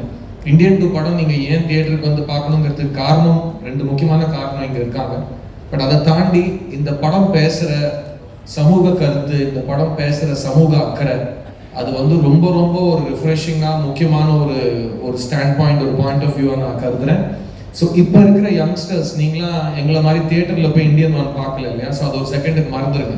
இந்தியன் 2 தியேட்டரில் பார்க்குறப்போ உங்களுக்குள்ள எங்களுக்கு எப்படி இந்தியன் 1 பார்க்குறப்போ ஒரு கோபம் எழுந்துச்சோ, சிஸ்டத்தை ஒன்றுமே பண்ண முடியாதா, ஒரு தனிப்பட்ட மனிதனா, ஒரு சாதாரண குடிமகனா உங்களால் என்ன பண்ண முடியுங்கிற கேள்வி எல்லாத்துக்கும் இந்த படத்தில் இவங்களோட வாழ்க்கையில் இருக்கிற அனுபவத்தை வச்சு இவங்க ஒரு கதை சொல்லியிருக்காங்க. அண்ட் அது நான் ரொம்ப இன்ஸ்பைரிங்காக, ஆஸ் அன் ஆக்டர் எனக்கு ரொம்ப இன்ஸ்பைரிங்காக இருந்துச்சு. அண்ட் டெஃபினட்டாக வரப்போகிற தலைமுறைக்கும் இந்த இந்தியன் 2 பேசுகிற இந்த சமூக அக்கறை, ஒரு இண்டிவிஜுவல் சிட்டிசனோட ரெஸ்பான்சிபிலிட்டிஸ், இது எல்லாமே ரொம்ப அழுத்தமாக சொல்லியிருக்காங்க. So please come to the theatre on July 12th for these 2 legends, but also to see a new cinema and to see இது வரைக்கும் நீங்கள் பார்க்காத, இப்போ எல்லாரும் ஊழல் பற்றி நிறைய படம் எடுத்துட்டோம்னு சொல்கிறாங்க, பட் ஊழலை பற்றி இந்த அளவுக்கு 0 டாலரன்ஸோட எடுக்கப்பட்ட படம் Indian 2. I can guarantee you it will be a very memorable and refreshing experience for you. And இதை தாண்டி நான் 2 பேர்கிட்டையும் நான் ரொம்ப நாளாக வெயிட் பண்ணிட்டு இருக்கேன். 2 சின்ன கேள்வி கேட்டுறேன். ஃபர்ஸ்ட் சங்கர் சார் கேட்டுறேன். சங்கர் சார், நீங்கள் ஒரே நேரத்தில் Indian 2, Indian 3 and game changer எடுத்திருக்கீங்க. ஐ திங்க் இன் வேர்ல்ட் ஹிஸ்ட்ரியில் யாருமே இந்த மாதிரி 3 படங்களை ஒரே நேரத்தில் எடுத்தது கிடையாது. அதை பற்றின ஒரு just your personal feeling about that, எப்படி உங்களால் பண்ண முடியுது? பிகாஸ் நான் அவங்களை நேரில் பார்த்துருக்கேன். அவர் வாய்ஸ் கூட ரைஸ் பண்ண மாட்டாருங்க, அவர் செட்டில் கத்தியே பேச மாட்டார். ஆனால் அவர் வந்து அந்த ஒரு ரூலர் மாதிரி செட்டை நடத்துவார், ஒரு எம்பரர் மாதிரி நடத்துவார். ஆனால் எங்கேயுமே ஒரு கோஷமே இல்லாமல் அவர் பண்ணுவார். It's unbelievable. அண்ட் நான் நேரில் பார்த்துருக்கேன். So daily Shankar sir set நாங்கள் பார்க்குறப்போ எப்படி இருக்கோ, உங்களுக்கு டெய்லி எல்லா செட்டுமே அப்படி இருக்கிறது. How to you deal with it and what is your experience? இது நான் எதிர்பார்க்கவே இல்லை ஆக்சுவலாக. அப்படி ஒரு சுச்சுவேஷன் வரும்ன்ட்டு. ஒரு படம் முடிச்சுட்டு தான் அடுத்த படம் பண்ணுங்கிறது தான் என்னோடய பாலிசி. ஆனால் சூழ்நிலை வந்து ஒரே நேரத்தில் 2 படம், அந்த இது வந்து 3 படமாக வர பார்ட் 3 வர ஆயிடுச்சு. அது சுச்சுவேஷன் வந்துருச்சு. லைக் ஓகே, நீச்சல் அடிச்சுன்னா அவங்க எதிர் நீச்சல் அடித்து அவனுக்கு குதிச்சாச்சு. ஸோ நான் நீச்சல் அடிச்சுட்டு இருக்கேன். அதில் மெயினாக எனக்கு என்ன அட்வான்டேஜ்னா, இந்த கரோனா பீரியடில் வந்து எப்போ வேணால் இந்தியன் எப்போ ஸ்டார்ட் ஆகும்னு தெரியல. ஆனால் ஒரு வேளை ஸ்டார்ட் ஆச்சுன்னா நம்ம தயாராக இருக்கணும்ட்டு இந்த கரோனா பீரியட் பூரா உட்காந்து இந்தியனுக்கு உண்டான எல்லா வேலைகளையும் முடிச்சுட்டேன். ரைட்டிங் ஒர்க்கு, அப்புறம் ப்ராப்பர்ட்டிஸ் லிஸ்ட்டு, காஸ்டியூம்ஸ், என்னென்ன ப்ரீ ப்ரொடக்ஷன் ஒர்க் இருக்கோ எல்லாத்தையும் முடிச்சு வச்சுட்டேன். நேராக போனால் கேமரா பிரித்து ஷூட் பண்ண வேண்டியதான். அந்த அளவுக்கு நான் தயாராகிட்டு அப்புறமும் எனக்கு டைம் இருந்ததுனால நான் வேறு சில கதைகள்லாம் பண்ணேன். ஸோ எனக்கு வந்து 2 படம் பண்ணும்போது இது எனக்கு பெரிய ப்ளஸ்ஸாக இருந்தது. ஏன்னா எல்லா ப்ரெப் ஒர்க்ஸும் முடிஞ்சு போயிட்டு இருந்தாங்க. இந்தியனை பொறுத்த வரைக்கும் எனக்கு இன்னும் அதிகமாக டைம்ஸ் பண்ண வேண்டிய அவசியம் இல்லாமல் இருந்ததுனால என்னால் இன்னொரு படம் பண்ண முடிஞ்சுது. அண்ட் நவ் கமல் சார், ரீசெண்டாக நீங்கள் ஒரு இன்டர்வியூவில் ரொம்ப அழகாக ஒரு ஸ்டேஜில் இன்ஃபேக்ட் சொல்லியிருந்தீங்க, ரொம்ப புரிதலோட ரொம்ப அழகாக சொல்லியிருந்தீங்க. உங்களுக்கு பிடிச்ச படங்களில் உங்களுக்கு சில பேருக்கு ஃபர்ஸ்ட் ஹாஃப் பிடிக்கும், செகண்ட் ஹாஃப் பிடிக்கும். அப்படி பார்க்குறப்போ எனக்கு பிடிச்ச செகண்ட் ஹாஃப் இந்த இந்தியன் 3 அப்படின்னு அந்த காரணத்துக்காக தான் நான் இந்தியன் 2 ரொம்ப எக்ஸைட்டாக பண்ணேன்னு நீங்கள் சொன்னீங்க. அது வந்து சினிமா புரிதல் இல்லாதவங்க சில பேர் எப்படி புரிஞ்சுட்டு இருக்காங்களா, அவங்களுக்கு இந்தியன் 2 பிடிக்கல அப்படின்ற மாதிரி அவங்க ரெஃபரன்ஸ் எடுத்துட்டு இருக்காங்க. அவங்களுக்கு மட்டும் இல்லை, ஜென்ரலாகவே இதை கொஞ்சம் இன்னும் அழகாக இன்னும் அவங்களுக்கு புரியுற மாதிரி ஒரு சொல்லிட்டீங்கன்னா. 6 வருஷம் டைரக்டர்கிட்ட எந்த குறையும் இல்லாமல் நான் நல்லபடியாக வேலை செஞ்சுட்டு இருந்தேன். ஒரே ப்ரெஸ் மீட்டில் என்னை அவர் ஃபோனில் கூப்பிட்டு என்ன சார் இப்படி பண்ணிட்டீங்கன்னு வருத்தப்படுற அளவுக்கு ஆயிடுச்சு. அதாவது உங்களுக்கு 3ஆம் பாகம் ரொம்ப பிடிக்கும்னு சொன்னது இது குழந்தைகள்கிட்ட கேட்கக்கூடாத கேள்வி, அம்மா பிடிக்குமா அப்பா பிடிக்குமா. 2 பேரும் இல்லைன்னா குழந்தையே கிடையாது. அது நீங்கள் தான் வச்சுக்கோங்க. இது 2ம் ஒரு பாகம் தான். எனக்கு இது பிடிக்குது, ஒரு சீன் பிடிச்சிருக்கு அப்படின்னு நான் சொல்லிட்டா அதனால மற்ற சீன்லாம் எனக்கு பிடிக்கலைங்கிற அர்த்தத்தை நண்பர்கள் எடுக்க முடியாது. நல்ல நண்பர்கள், நல்ல விமர்சகர்கள் அந்த அர்த்தத்தில் அதை எடுத்துக்க முடியாது, எடுத்துக்க கூடாது என்பதுதான் என்னுடையது. நல்லா வந்திருக்கு. எனக்கு இன்னும் ஆர்வம் என்னன்னா, இந்தியன் 3 இப்போ தான் ஜூலை 12 ரிலீஸ் முடிவாயிடுச்சு. எனக்கு இந்தியன் 3 ரிலீஸ் டேட்டு நோக்கி ஓடிக்கிட்டு இருக்கேன் மனசு. அதை நீங்கள் யாரும் தடுக்க முடியாது, டைரக்டரே தடுக்க முடியாது. ஏன் நானா எடுக்க சொன்னேன் 3 எடுத்துட்டீங்க. எனக்கு இப்போ அது மேலே ஆசை வந்துருச்சு. அதுக்கு நான் என்ன பண்ணுறது? அதான் நாங்கள் அப்போ ஃபஸ்ட்டு சாம்பார் தான் புறமாகவும் இருந்தது, இல்லைங்கள ரசமும் நல்லா தான் இருந்தது. பாயசத்தை நோக்கி என் மனசு பாய்கிறது என்றால் அதற்கு நீங்கள் என்னை கோபிக்கக்கூடாது. இதுதான் உண்மை. இன்னும் நான் இந்த ப்ரெஸ் மீட்டை வந்து இந்தியன் 3 ப்ரெஸ் மீட்டாக ஆக்க விரும்பலை. ஏன்னா எனக்கு பிடித்த சம்பவங்கள் நிறைய அதிலும் இருக்கிறது, இதிலும் இருக்கிறது. இந்தியன் 2 இந்தியன் 3 எது பிடிக்கும் நீங்க என்ன கேட்டீங்கன்னா, எனக்கு இந்தியன் 4 தாங்க பிடிக்கும். ஏன்னா இந்த பாயசத்தை ஆல்ரெடி எனக்கு ருசி காமிச்சிட்டாங்க, கொடுத்துட்டாங்க. இந்தியன் 4ல நான் இருப்பேன். அந்த ருசியும் சீக்கிரமா காமிச்சிருங்க, சந்தோஷமா இருக்குங்கிற ஒரு நம்பிக்கை தான். அங்க சுபாஸ்கரன் அவர்கள் பேனா கேப்பை திறந்து செக் புக் கொண்டு வாங்க சைன் பண்றது எனக்கு தெரியுது, மனசு ஞான திருஷ்டியில் தெரியுது. இப்போ வர்மக்கலை இவர் கையாளுவாருன்னு நினைக்கிறேன். சைலன்ஸ் அப்படின்னு சொல்லிட்டு டைம் ஃபார் யுவர் क्वेश्चंस. எங்களுடைய வணக்கம் சார். வணக்கம் சார். சார் நம்ம வந்து இல்லை சார் கொஞ்சம் ஏன் சொன்னீங்கன்னா அவங்களுக்கு தெரியும். அட்லீஸ்ட் எங்கே இருக்கீங்கன்னா லைட் போட முடியுமா? கொஞ்சம் ஹவுஸ் லைட்ஸ் ஆன் பண்ண முடியுமா? ஆமாம் சார், கேட்டுக்கிறேன். தேங்க்யூ சார், நம்ம நாமக்கல் கவிஞர் சொன்ன மாதிரி கத்தியின்றி ரத்தமின்றி யுத்தியம் வருதுன்னு சத்தியாகிரக பாணியெல்லாம் நம்ம வந்து சுதந்திரம் வாங்கணும். இந்த படத்தில் வந்து நான் வந்து காந்தி வழியில் போகிறோம், நீங்கள் போங்க, நான் வந்து நேதாஜி வழியில் போகிறேன் அப்படின்னு சொல்லி நீங்கள் சொல்லுவீங்க. இன்றைய சூழ்நிலை, இன்றைய காலகட்டம், சமூகம், இன்றைய அரசியலுக்கு எதிராக நம்ம வந்து நேதாஜி வழியில் போகணுமா, அந்த கோபத்தையும் அந்த இதையும் எடுக்கணும்னு இந்த படம் சொல்ல வருதா, அப்படி வரணும்னு நீங்கள் நினைக்கிறீங்களா? அதாவது நம்ம கலைஞர்களாக எல்லா காலகட்டத்தையும் தொட்டு பார்க்கலாம், கவிஞர்களாக எல்லா உணர்வுகளையும் உணர்ந்து பார்க்கலாம், தப்பு இல்லை. அதுபடிதான் வாழணுங்கிறது இல்லை. இது வந்து ஒரு கலை படைப்பு. ரௌத்ரம் பழகு என்று பாரதியார் சொல்லிட்டதுனால எல்லார்கிட்டையும் பழக வேண்டியது இல்லை. அந்த மாதிரி இந்த நேதாஜியின் வீரத்தை ஒட்டுமொத்தமாக மறக்க வேண்டிய அவசியம் கிடையாது. நமக்கு காந்தியின் பொறுமையை ஒட்டுமொத்தமாக இழக்க வேண்டிய அவசியமும் நமக்கு கிடையாது. இது ரெண்டையும் எப்படி கம்பைன் பண்றதுங்கிறது யோசிக்கணும். நேதாஜியின் வீரம் என்பது வெட்டுக்குத்து மட்டும் இல்லைங்க. அந்த பயணம் பாருங்க, அந்த பட்டினி பாருங்க, அந்த திரட்டல், ஒன்று திரட்டல், அந்த திறமை, எந்த விதத்திலும் நம்முடைய தலைவர்களை ஒருத்தரை பிடிக்க ஒருத்தரை பிடிக்காதுன்னு சொன்னது இந்த பார்ட் 2 பார்ட் 3 வர வம்புதான் வரும். ஏன்னா அவர் இல்லாமல் இந்த சுதந்திரம் கிடைச்சிருக்காது. காந்தி மட்டும்தான் வாங்கி கொடுத்தாருங்கிறத என்னால் முடியல. பல்முனை தாக்குதல், அது தாங்க முடியாமல் வெள்ளக்காரன் மூடி கொண்டு தான் உண்மை. ஒரு பக்கம் வன்முறை தாக்குதலும் இருந்தது, ஒரு பக்கம் அஹிம்சை தாக்குதலும் இருந்தது, சட்டபூர்வமான தாக்குதலும் இருந்தது. அத்தனைக்கும் மேலாக மக்கள் குரல் மேலே எழுந்தது. அது எனக்கு இந்த படத்தை பற்றி இவர் சொல்லும் போது எல்லாரும் இந்த பேன் இண்டியன் பிலிம்களா இது அப்படிங்கிறாங்க. Pan Indian thought, pan Indian குற்ற உணர்வு, பேன் இண்டியன் கடமை உணர்வு, பேன் இண்டியன் வீரம். தேவையான நேரத்தில் இது எல்லாம் ஒன்றாய் குவிக்க வேண்டிய கடமை நமக்கு இருக்கிறது. அதனால இந்த படம் இதை மட்டும்தான் சொல்லுகிறது நினைக்கக்கூடாது. நம்ம ஒரு ப்ரூஸ்லி படம் பார்க்கணும்னா வெளியே வந்து உங்க மாமா மச்சான மூஞ்சில மீதின்றது அல்ல அதோட கருத்து. அது அப்படி பாருங்க, ஒரு கலையை எப்படி எல்லாம் கொண்டு போயிருக்காங்க அந்த ஆள் ரசிச்சுட்டு வீட்டுக்கு வந்து எல்லாரோடையும் உட்காந்து சந்தோஷமா விருந்து சாப்பிட்டு அதை விமர்சனம் படுத்த வேண்டும். இது ஒரு கலை படைப்பு. இதில் உங்களுக்குள் இருக்கும் வில்லனை சுட்டி காட்டுவதுதான் படத்தில் வரும் வில்லனை.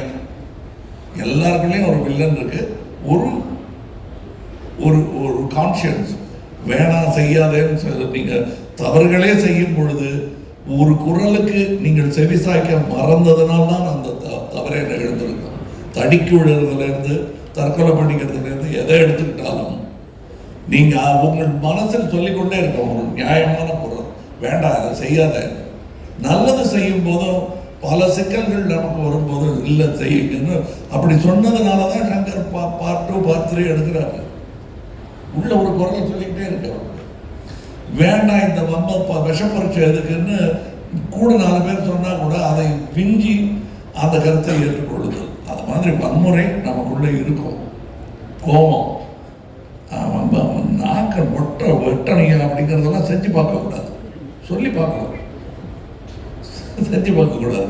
அந்த மாதிரி கலையில் அதை சொல்லி காட்டுவது தானே தவிர இது ரொம்ப சீரியஸாக நீங்கள் எடுத்துக்கூடாது வன்முறை ஏற்பட்டு. சார் இந்த கேள்வி உங்களுக்காக. ஆஃப்டர் இந்தியன் 2 ட்ரெய்லர் ரிலீஸ் ஆன பிறகு சோஷியல் மீடியாவில் வந்து கிடைச்ச ரிவ்யூஸை எப்படி பார்க்குறீங்க? ப்ளஸ் 90s கிட்ஸ் வந்து இந்த படத்தை, அதாவது பார்ட் 1 ரீவிசிட் பண்ணிட்டு வரணுமா வேணாமா? இல்லை, சோஷியல் மீடியா வந்து அதை நம்ம அக்செப்ட் பண்ணி தான் ஆகணும். ஏன்னா அதில் வர நல்ல விஷயங்கள் எடுத்துக்கணும், நெகட்டிவிட்டி சில தேவையில்லாத விஷயங்கள் நம்ம அவாய்ட் பண்ணிக்கணும். மெயினாக சோஷியல் மீடியாவில் வந்து நெகட்டிவான விஷயங்கள் வரும்போது அதோடைய யூசர் நேம் அந்த ப்ரொஃபைல்குள்ளே போய் பார்த்தா அவங்க யாருன்னு தெரியுது. ஸோ அதில் வந்து எந்த அளவுக்கு உண்மை இருக்கா இல்லை வந்து வேணும்னுட்டு நெகட்டிவிட்டி பரப்புகிறாங்களான்றது புரிஞ்சுக்க முடியுது. ஸோ அதை அண்டர்ஸ்டாண்ட் பண்ணிவிட்டு அதை எப்படி பேலன்ஸாக எடுத்துக்கணுன்றது புரியுது. அடுத்தது என்ன கேட்டீங்க? இந்த படத்தை ரீவிசிட் பண்ணிட்டு வரணுமா, அதாவது இந்தியன் 1 வந்து ரீவிசிட் பண்ணணுமான்னு கேட்டேன். பண்ணாலும் நல்லதுதான், பண்ணாமல் வந்தாலும் இந்த படம் ஒர்க் ஆகும். சங்கர் சார் உங்களுக்கு ஒரு கேள்வி. சொல்லுங்கள். இந்த மாதம் 30ஆம் தேதி வந்தால் ஜென்டில்மேன் ரிலீஸ் ஆகி 31 வருஷம் நிறைவடையும். 31 வருஷத்தில் உங்களுடைய நிறைய ஆசைகள் நிறைவேறி இருக்கும். நிறைவேறாத ஆசைகள் ஏதாவது பட்டியல் சொல்ல முடியுமா? நடிகர் திலகத்தை இயக்காதது உள்பட. இல்லை, நிறைய இருக்குங்க. வந்து நிறைவேறாததை விட நிறைவேறதை நினச்சி நான் ரொம்ப சந்தோஷப்படுறேன். அது மெயினாக வந்து கமல் சாரோட 2 படம் பண்ணிட்டேன், போகுது 3 படம் ஆயிடுச்சு. வேற என்னங்க வேணும்? நிறைவேறதை வச்சு நான் சந்தோஷப்படுறேன். கமல் சார் இந்தியன் ஃபர்ஸ்ட் பார்ட்ல வந்து உங்களுக்கு 3 ஜோடி இருந்தது. இதில் 3 அழகான ஹீரோயின் இருந்தும் உங்களுக்கு ஜோடி இல்லை. அதாவது என்னுடைய ஜோடி அப்படிங்கிறது வந்து ஒரு பெண்ணாக தான் இருக்கணுங்கிறது இல்லை. ஏன்னா காரணம், கல்யாணத்தோட முடிஞ்சு போயிடாது வாழ்க்கை. ஒரு இளைஞன் அப்படிங்கிறதோட முடிஞ்சு போயிடாது. இப்ப எல்லாருமே தாத்தா வராருன்னு சொல்றத சந்தோஷமா ஏற்றுக்கிட்டு இருக்கேன். அதுக்கு முன்னாடியே வித்து போட்டவர் சங்கர் அவருக்கு நன்றி சொல்லணும், மணிரத்னத்துக்கு நன்றி சொல்லணும். 30 வயசு 35 வயசுக்குள்ள என்னை இந்த மாதிரி வேஷங்கள் போட்டதுனால வயோதிக பயம் என்பதை இந்த இருவரும் வைத்தியம் பண்ணி நீக்கிட்டாங்க. இதுக்கு இதை விட பெரிய பயம் ஒரு கதாநாயகனுக்கு எதுவுமே இருக்க முடியாது. ஐயோ, இந்த மாதிரி இளவட்டங்கள்லாம் வர்றாங்கல்ல, சுற்றி நான் ஒரு மரத்தை சுற்றினா 3 மரத்தை சுற்றி ஆடுறாங்க இருந்தாலும் அப்படிங்கிற பயமெல்லாம் இல்லாமல் பெருந்தன்மையுடன் they made me age gracefully in my mind. அதனால் எனக்கு ஜோடி இல்லை, இவங்களுக்கெல்லாம் நல்லா ஜோடியை பார்த்து கல்யாணம் பண்ணி தலையெல்லாம் அரிசி அவர்கள் அளவுக்கு அச்சதை போட்டு இதெல்லாம் பார்க்கணும்னு ஆசை பரவழைச்சிட்டாங்க. அதுக்கு நன்றி தான் சொல்லணும். ஜோடி இல்லையான்னு எத்தனை நாள் தான் வருத்தப்பட்டு இருக்கிறது. ராமானுஜ ஆச்சாரியோடைய ஜோடி அந்த திருவரங்கம் தான். என்ன திடீர்னு பத்தி பேசுறாரு? நான் எல்லாம் பேசுறேன். அது அவருக்கு ஜோடி இல்லையே அப்படின்னா அதெல்லாம் ஒரு வாழ்க்கையில் ஒரு கட்டம்.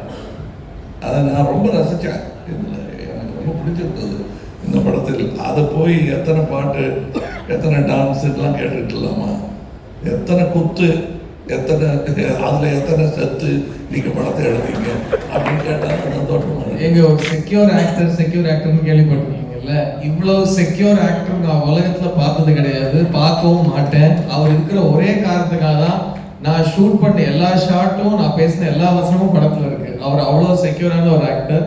So please in every way Kamal sir மாதிரி ஒரு கோ ஆக்டர்லாம் இட்ஸ் இம்பாசிபிள் டு சி.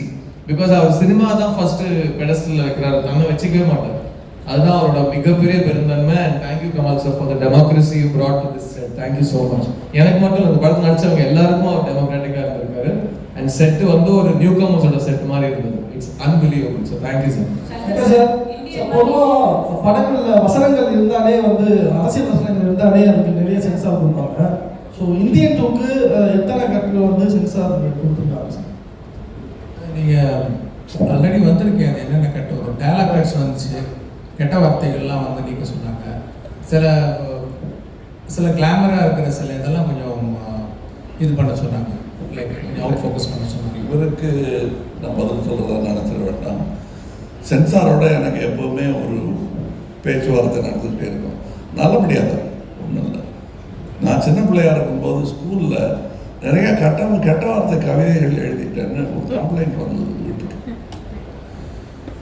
அது இதுலேருந்து தப்பிக்கவே முடியாது, என்னை விட்டே துரத்திடுவாங்கிற பயத்தில் இருக்கேன். தாப்பனார ஊர்லேருந்து வரவழைச்சிட்டாங்க எங்கள் அம்மா. இவர் அதெல்லாம் எடுத்து பார்த்தாரு, என்ன எழுதியிருக்கேன். தமிழ் சந்தம் முதல் தலையின் சீரும் சரியில்லை. நான் பார்த்துதான் பாட்டெல்லாம் நல்லா இருக்கு, தலையின் சீரும் சரியில்லை. இல்லை கெட்ட வார்த்தையெல்லாம் எழுதியிருக்கேன். ஒன்று பண்ணு, நீ டாக்டருக்கு படி, இதெல்லாம் பாடமாக மாறிடும் அப்படின்னாரு. நீ என்னென்ன வார்த்தைகள் யூஸ் படுத்திருக்கியோ இதெல்லாம் டாக்டருக்கு படிச்சேன்னா அது பாடமாக மாறிடும் இல்லையா? உறுப்புகள் பெயரெல்லாம் அவங்க சொல்லியிருப்பாங்க, அவ்வளோதான் கெட்ட வார்த்தை, வேற என்ன கெட்ட வார்த்தை? இல்லை, ஆண் மக்கள் தங்கள் செய்ய முடியாத தொழிலை பெண்கள் செய்யும் அந்த பொறாமையில அவங்க அந்த தொழிலை இழிவா பேசுறது தான் கெட்ட வார்த்தை. இவங்களால செய்ய முடிஞ்சிருந்தா அது கெட்ட வார்த்தையாவே மாறி இருக்காது. இவ்வளவுதான். இந்த கெட்ட வார்த்தைங்கிறதுக்கு வந்து நான் சென்சாருக்கு விடுக்கும் தூது. இது கலைஞன் ஒரு ஜெயகாந்தன் மாதிரியா இருக்கிற ஒரு எழுத்தாளர் தன் கதையை, தன் கேரக்டரை ஆழ பதிவு செய்வதற்கு இந்த கெட்ட வார்த்தைகள் மிகவும் பயன்படும். கெட்டதையும் நல்லதையும் பக்கத்தில் வச்சாதான் இது உப்பு இது காரம்னு தெரியும். அதனால சென்சார் கிட்ட நான் விடுக்கும் வேண்டுகோள், இந்தியன் படத்துக்கு இல்லை, அதான் முடிச்சு சர்டிஃபிகேட் வாங்கிட்டு நினைக்கிறேன். நான் விடுப்பது இனி எழுதவிருக்கும் படங்களுக்கு. ஏன்னா நீங்க தடுத்துட்டதுனால என் பிள்ளைகள்லாம் தெருவில் கெட்ட வார்த்தை கேட்காம தப்பிச்சிருப்போம். கண்டிப்பா எல்லாரும் எல்லா நேரமும் கேட்டுக்கிட்டு இருக்கிற வார்த்தை, அதில் எது தரம் குறைந்தது, எது தரம், நம்ம போடுற சட்ட கலர்ல எது வசதியானது, எது விலை குறைந்தது, எது காடியானது, எது கம்மியானதுங்கிறத நம்மளை முடிவு பண்ண வைப்பது நம்முடைய சுற்றுச்சூழல் தானே. அந்த முடிவு நடக்கும். தயவுசெய்து இப்ப இவர் காட்டுற வில்லன் வந்து இவர் அல்ல. ஆனால் அந்த வில்லன் அவர் யோசிக்கிறார், இப்படி ஒருவர் இருப்பது சமுதாயத்திற்கு கேடு இருந்து இதெல்லாம் அனுமதிக்கணும், காட்டணும். இன்னும் வன்முறையினால் வரும் வன்முறையை சந்தோஷமான நிகழ்வா படத்துல காட்டாம அது வலிக்கிற மாதிரி காட்சிகளா அதை காட்டினோம்னா வாழ்க்கையில் நிகழாது. இது தூது, அவ்வளவுதான். சங்கர் சார், இந்தியன் 1 இந்தியன் 2 எது ரொம்ப சேலஞ்சிங்கா இருந்தது? கமல் சார் விஜய் சூர்யாவோட காம்பினேஷன் எப்படி வந்ததுன்னு சொல்லுங்க சார். சேலஞ்சிங் தாங்க. ஏன்னா வந்து மெயின் சேலஞ்சே வந்து பாத்திரம் வந்துடுச்சு. அது என்ன கதாபாத்திரம், அவர் என்ன பண்ணுவார், எப்படி அட்டாக் பண்ணுவார், எல்லாமே ஓப்பன் சீக்ரெட்.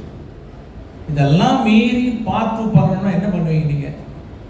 ஸோ கிட்டத்தட்ட ஒரு 28 வருஷம் ஆச்சுன்னா ஒரு 20 வருஷமாக வந்து இந்த பார்ட் 2 கதை பண்ணணும்னு சொல்கிற உணர்வு இருக்குது. ஆனால் கதை அமையல. ஏன்னா அதெல்லாம் தவிர்த்துட்டு சில விஷயங்களை தவிர்க்க முடியாது.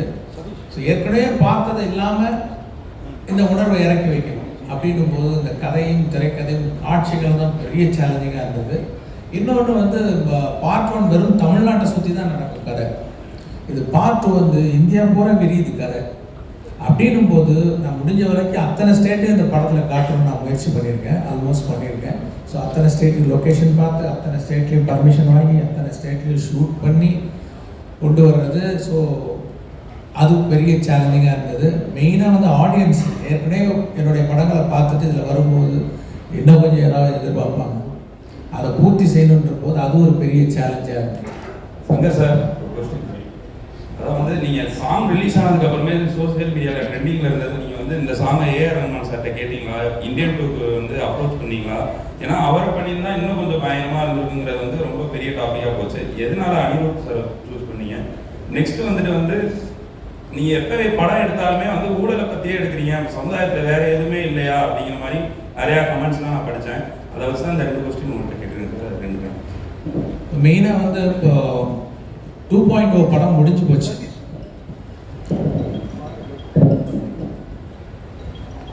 2.0 படம் முடிஞ்சு போச்சு. ஆனால் என்னென்னா அதோடைய சிஜி, அந்த பெரிய பேர்டு கேரக்டர் வந்து ஒரு சிஜி கம்பெனி ப்ராமிஸ் பண்ண டயத்தில் அந்த நான் எதிர்பார்த்த மாதிரி அவங்களால டெலிவர் பண்ண முடியல. அப்படிங்கும்போது அதை அப்படியே படத்தில் விட்டால் அதை கண்டிப்பாக ஸ்பாயில் பண்ணிடுன்றத திருப்பி ஸ்க்ராட்ச்லேருந்து அந்த பேர்டை க்ரியேட் பண்ண வேண்டிய ஒரு சுச்சுவேஷன் வந்துச்சு. ஸோ அந்த பேர்டை திருப்பி க்ரியேட் பண்ணி அதோடைய போஸ்ட் ப்ரொடக்ஷன் விஎஃப்எக்ஸ்லாம் முடியறதுக்கு 1 வருஷம் ஆகும் அப்படிங்கிற ஒரு சூழ்நிலை வந்தது. அதுக்குள்ளே நான் அந்த கதையை நான் ரெடி பண்ணிட்டேன், சார்கிட்டையும் ஃபுல்லாக சொல்லிட்டேன். அவங்களும் வந்து அந்த கதை பிடிச்சிருக்குன்னு சொன்னாங்க. ஸோ பிப்ரவரி, அதாவது இந்த 2.0 வந்து நவம்பர் ரிலீஸ் ஆச்சு, அக்டோபர் ஆர் நவம்பர். பிப்ரவரியில் நாங்கள் ஷூட்டிங் போகிறதுக்கு ரெடி ஆகிட்டோம் இந்தியன் படத்துக்கு. சார் வந்து பிப்ரவரி டேட்ஸ்லாம் கொஞ்சம் ஒதுக்கி வச்சு போயிடலாம் அப்படின்ற மாதிரி சொன்னாங்க. அப்போது ரஹ்மான் பேக்ரவுண்ட் ஸ்கோர் பண்ணிட்டு இருக்காரு. ஸோ 2.0 பேக்ரவுண்ட் ஸ்கோர் வந்து ஹெவி, ரொம்ப கஷ்டம், அது பெரிய பேர்டன் அவருக்கு. ஸோ அது மேலே நீங்கள் சாங்கையும் போய் கம்போஸ் பண்ணி கொடுங்கன்னு கேட்டோன்னா ப்ராக்டிக்கலாக it's very difficult for Rahman sir. அப்படிங்கும்போது படம் ஆரம்பிக்கணும், ஆனால் பாட்டெல்லாம் வேணும் அப்படிங்கும்போது இந்த பக்கம் வந்து அனிருத்தருடைய மியூசிக் வந்து நான் ரொம்ப ரசிக்க ஆரம்பிச்சேன். நான் எல்லாருடைய மியூசிக் லைக் பண்ணுவேன், லைக் யுவன் சங்கர் ராஜா அண்ட் ஹாரிஸ் ஜெயராஜ், அப்புறம் சந்தோஷ் நாராயண் நல்லா பண்ணிகிட்டு இருக்காரு. ஸோ எல்லாரோடையும் ஒர்க் பண்ணணும்னு எனக்கு வந்து ஒரு இது இருந்துகிட்டே இருக்கும். அப்போ அனிருத்துடைய மியூசிக்லாம் அவர் போட்டுட்டு வர பாட்டெலாம் எனக்கு ரொம்ப பிடிச்சிருந்தது. ஸோ அவர் இசையை நான் ரசிக்கிட்டு இருந்தேன். ஸோ இப்படி ஒரு சுச்சுவேஷன் வரும், சரி இது வந்து இதுக்கு மேலே பேர்டன் கொடுக்க வேணாம் ரஹ்மான் சார் அப்படின்னு சொல்லிட்டு இந்த படம் வந்து அனிருத் பண்ணட்டும்னு சொல்லிட்டு டிசைட் பண்ணி அப்படி பண்ண படம் தான். சங்கர் சார், இந்தியன் வந்து அரசியல்வாதிகளோட ஊழல்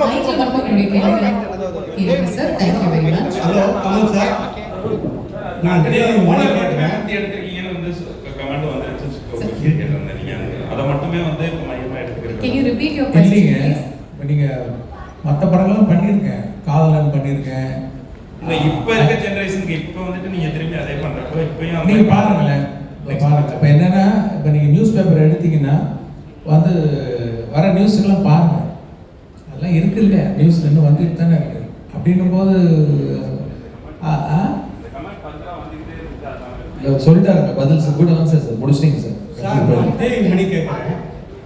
அதாவது இந்த மாதிரி சமூக விழிப்புணர்வு உள்ள படங்களை வந்து அரசியல் கட்சிகள் வந்து தங்களுடைய வளர்ச்சிக்கு பயன்படுத்திக்குவாங்க. இந்த இந்தியன் 2 படத்தை உங்களுடைய அரசியல் பிரவேசத்துக்கு, அதாவது மன்னிக்கணும், உங்களுடைய அரசியல் பயணத்துக்கு பயன்படுத்திக்கணும். நான் மட்டும் இல்லைங்க, நேர்மையான எந்த அரசியல்வாதிகளையும் பயன்படுத்திக்கலாம். அத்தனை நல்ல அரசியல் இந்த படம் பேசுகிறது. அதாவது பேன் இண்டியன் படமான்னு கேட்குறாங்க, கதாநாயகனே பேன் இண்டியன், அந்த கதையே பேன் இண்டியன். இந்தியா தான் இது, கதாநாயகி யாரும் இல்லையேன்னு கேட்டாங்க. பாரத மாதா தான் கதாநாயகி, அப்படி பார்த்துக்கிறாங்க. அது ஒரு தாய் மகனுக்கு உண்டான பாசக்கதையாக கூட இருக்கலாம். அது அவ்வளவு விஷயங்கள் இருக்கு. கண்டிப்பாக இது அரசியல் புரிதலும் உணர்வும் மக்களுக்கு வர வேண்டும் என்னும் ஒரு எண்ணத்தை மனதில் வைத்து எடுக்கப்பட்ட படம் தான்.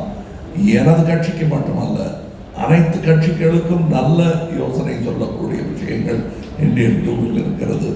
அதாவது மற்றவங்களாம் வந்து படம் பார்க்க வைக்கிறதுக்காக சொல்லலை, நல்ல அரசியல் பண்ண வைப்பதற்காக சொல்லுகிறேன். நன்றி. அரசியல் சம்பந்தப்பட்ட எந்த கேள்வியும் வேண்டாம். ரிகார்ட்ஸ் டு தி மூவி நீங்க கேள்விகள் நான் கேட்கிறப்ப சொல்றீங்க, நான் கேட்கிறேன். சங்கர் சார், இந்த படம் அதாவது இந்தியன் வந்து அரசியல்வாதிகள் அதிகாரிகளோட ஊழலையும் குறையையும் தப்பையும் சொல்ல படம். ஆனா இப்போ ஒரு அரசியல்வாதியே இந்தியன் 2ல நடிக்க வச்சிருக்கீங்க. அப்ப சார் அரசியல் இல்லை, எப்படி ஹேண்டில் பண்ண கஷ்டமா இல்லையா உங்களுக்கு சார்?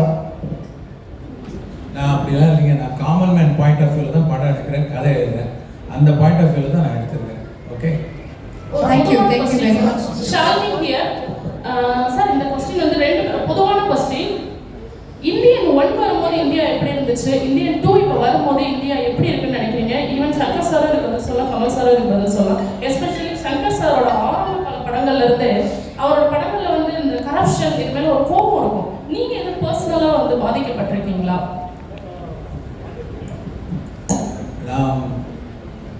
உங்கள் ஃபர்ஸ்ட் கொஸ்டின் என்ன? சாரி. இந்தியன் 1 வரும்போது இந்தியா எப்படி இருந்துச்சு, இந்தியன் 2 வரும்போது இந்தியா எப்படி இருக்கு? அந்த கேள்வி நான் உங்கள்கிட்ட கேட்கணும்னு விரும்புகிறேன். நீங்கள் சொல்லுங்க ப்ளீஸ். அப்ப நான் குழந்தையா சரி சரி. இப்போ இன்னமும் அந்த கரப்ஷன் சரியாகலன்னு தோணுது அப்படின்னு நீங்க நினைக்கலையா? நினைக்கிறேன். அவ்வளவுதான். ரெண்டு பேரும் ஒரே மேட்டர் பேசிட்டு இருக்கோம். எதுவும் மாறலையே, கம் பேக் இந்தியன். எவனோ திருந்தலையே, கம் பேக் இந்தியன். லஞ்சம் லஞ்சம் லஞ்சம், அதுதான் படம். வந்து பாருங்க. அடுத்த கேள்வி என்ன?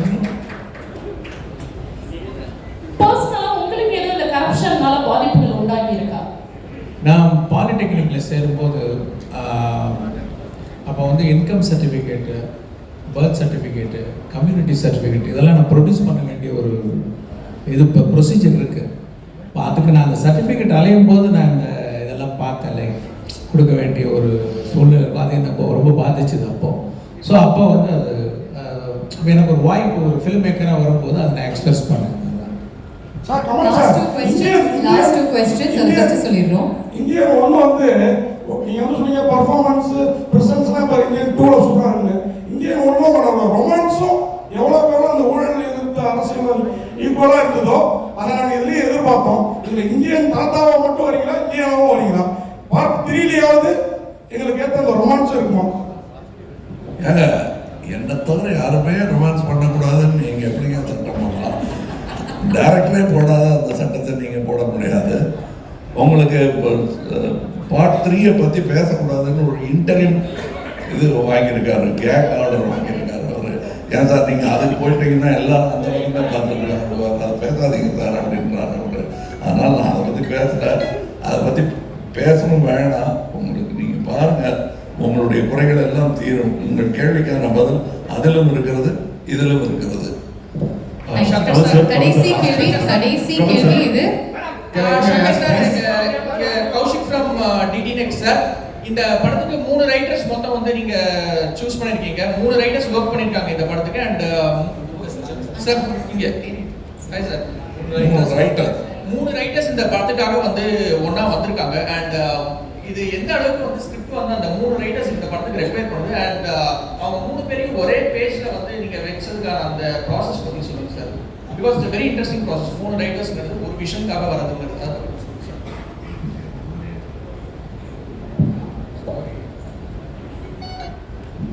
இப்போ என்னென்ன தேடுறது தாங்க. லைக் வந்து நான் ஒரு கதை ஒன்று எழுதுகிறேன், எனக்கு வந்து என்னோட எக்ஸ்பிரஷன் மட்டும் பத்தலை. ஏன்னா நான் படித்த புஸ்தகங்கள், நான் கேள்விப்பட்ட விஷயங்களை பேஸ் பண்ணி நான் ஒரு கதையும் ஒரு திரைக்கதை ஒன்று எழுதுறேன். அது ஒரு வசன வடிவாக வரும்போது அது இன்னும் ஒரு நல்ல ஒரு எழுத்தாளர், இன்னும் நிறைய படித்த வந்து வேற ஒரு விதமாக வந்து எல்லாத்தையும் பார்க்குற ஒரு எழுத்தாளர் கிட்ட போயிட்டு வரும்போது, இல்லாட்டி எல்லாமே என் குரலாக இருக்கும். ஒரு ரைட்டர்கிட்ட போயிட்டு வரும் ஒவ்வொரு கதாபாத்திரத்துக்கு வேறு வேறு குரல் ரொம்ப ஒரு அழகாக வரும். அந்த ஒரு காரணத்துக்காக தான் நம்ம வந்து ஒரு ரைட்டர்கிட்ட கொடுக்குறோம். அவங்க அதை பண்ணி கொடுக்குறாங்க. வந்து நமக்கு வந்து லேஸில் திருப்தி வராதுன்னா இன்னும் தேடிக்கிட்டே இருப்போம். இன்னும் தேடும்போது சரி இன்னும் ரைட்டர்கிட்ட போகும்போது இன்னும் சில விஷயங்கள் கிடைக்கும் அப்படின்றதுக்காக ஃபர்ஸ்ட் டைமாக நான் வந்து மல்டிபிள் ரைட்டர்ஸ் நான் ட்ரை பண்ணியிருக்கேன். தேடிட்ட குட் ஜாப். சார் லாஸ்ட் கேள்வி சார் இந்த சைடுல இருந்து மைக் வச்சிருக்காங்க சார். சார் வணக்கம். இங்க to your right. Yes sir. Second sir, 2 விஷயங்கள் வந்து இந்தியன் அப்படின்னு எடுத்துக்கிட்டாலே வந்து எப்போவுமே வந்து மக்களுடைய கவனத்தை கவரும். ஒன்று வந்து was prosthetics, the other was Burma.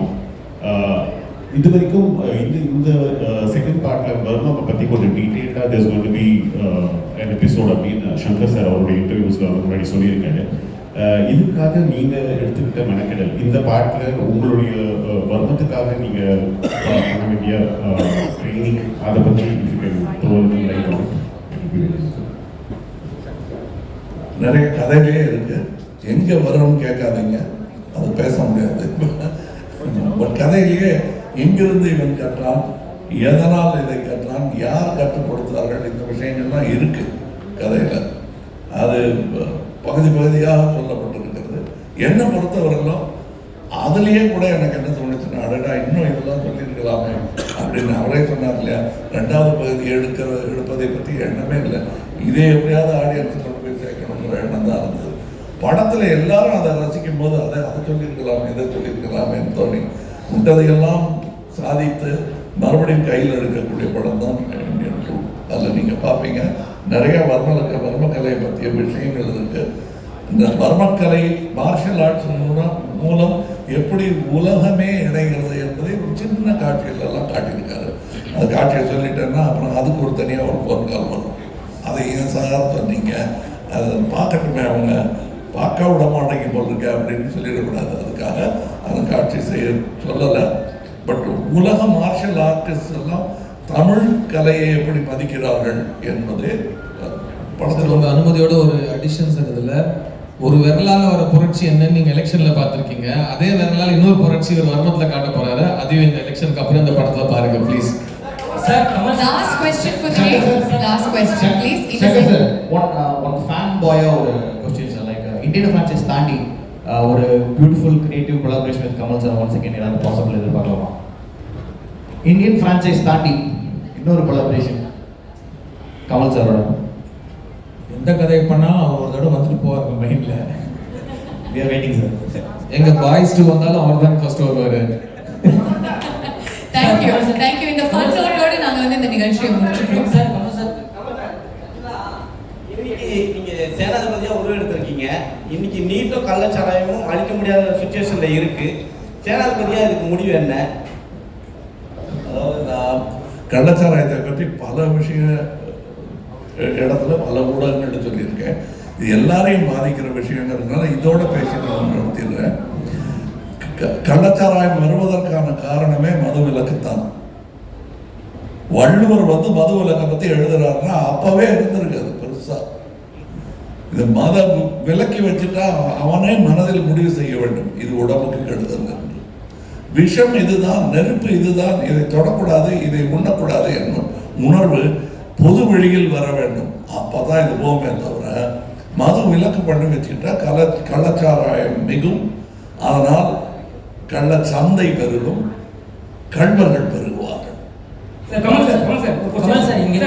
உலகநாயகன் கமலஹாசன் நாங்க வந்து ஃபியூச்சர்ல நாங்க கேட்டு இருக்கோம். இப்போ வந்து உலகநாயகன் தாத்தான்னு ட்ரெண்டிங் போயிட்டு இருக்கு. நீங்க கூட ஸ்டேஜ்ல சொன்னீங்க நான் இப்போ கூட தாத்தா தான் என் பொண்ணு மனசு வச்சான்னு சொன்னீங்க.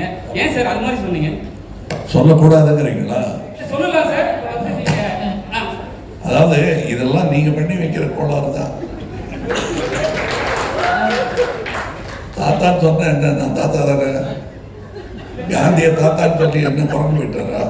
இல்லை பெரியார தாத்தான்னு விட்டா குறைஞ்சு விடுவாரா? ஐயான்னு கூப்பிடாம தாத்தா பெரியார் தாத்தான்னு நான் சொன்னேன்னா ஒன்றும் ஆகிடும். அந்த தாடிக்கு டையெல்லாம் அடிக்க முடியாது. உள்ள மனசு மாதிரி அந்த வெள்ளை மறுபடியும் வெளியே வந்துடும். அதனால தாத்தாவா இருக்கிறதுக்காகத்தான் நாம பயிற்சி எடுத்துக்கிட்டே இருக்கோம். நீங்களும் எடுத்துக்கணும். நாளை அது நடந்தே தீரும். இந்த क्वेश्चन லாஸ்ட் இந்த क्वेश्चन உங்களுக்கு மட்டும் கேட்கலாம். தயாரிப்பாளர் சங்கத்துல சார் பாவ சார் அவங்க வந்து இவ்வளவு நேரம் உட்கார்ந்துகிட்டு இருக்காங்க. பயப்படுறாதீங்க. யார் கையில மைக் இல்லைன்னா எந்த வசனத்துல பேசணுமோ அந்த வால்யூம்ல பேசிட்டு இருக்கீங்க. மைக் இருக்கு, கொஞ்சம் பார்த்து. நடிகருக்கு தடை விதிச்சிருக்காங்க. அந்த லிஸ்ட்ல வந்து கமல் சாரும் இருக்காரு. எப்படி பாக்குறீங்க?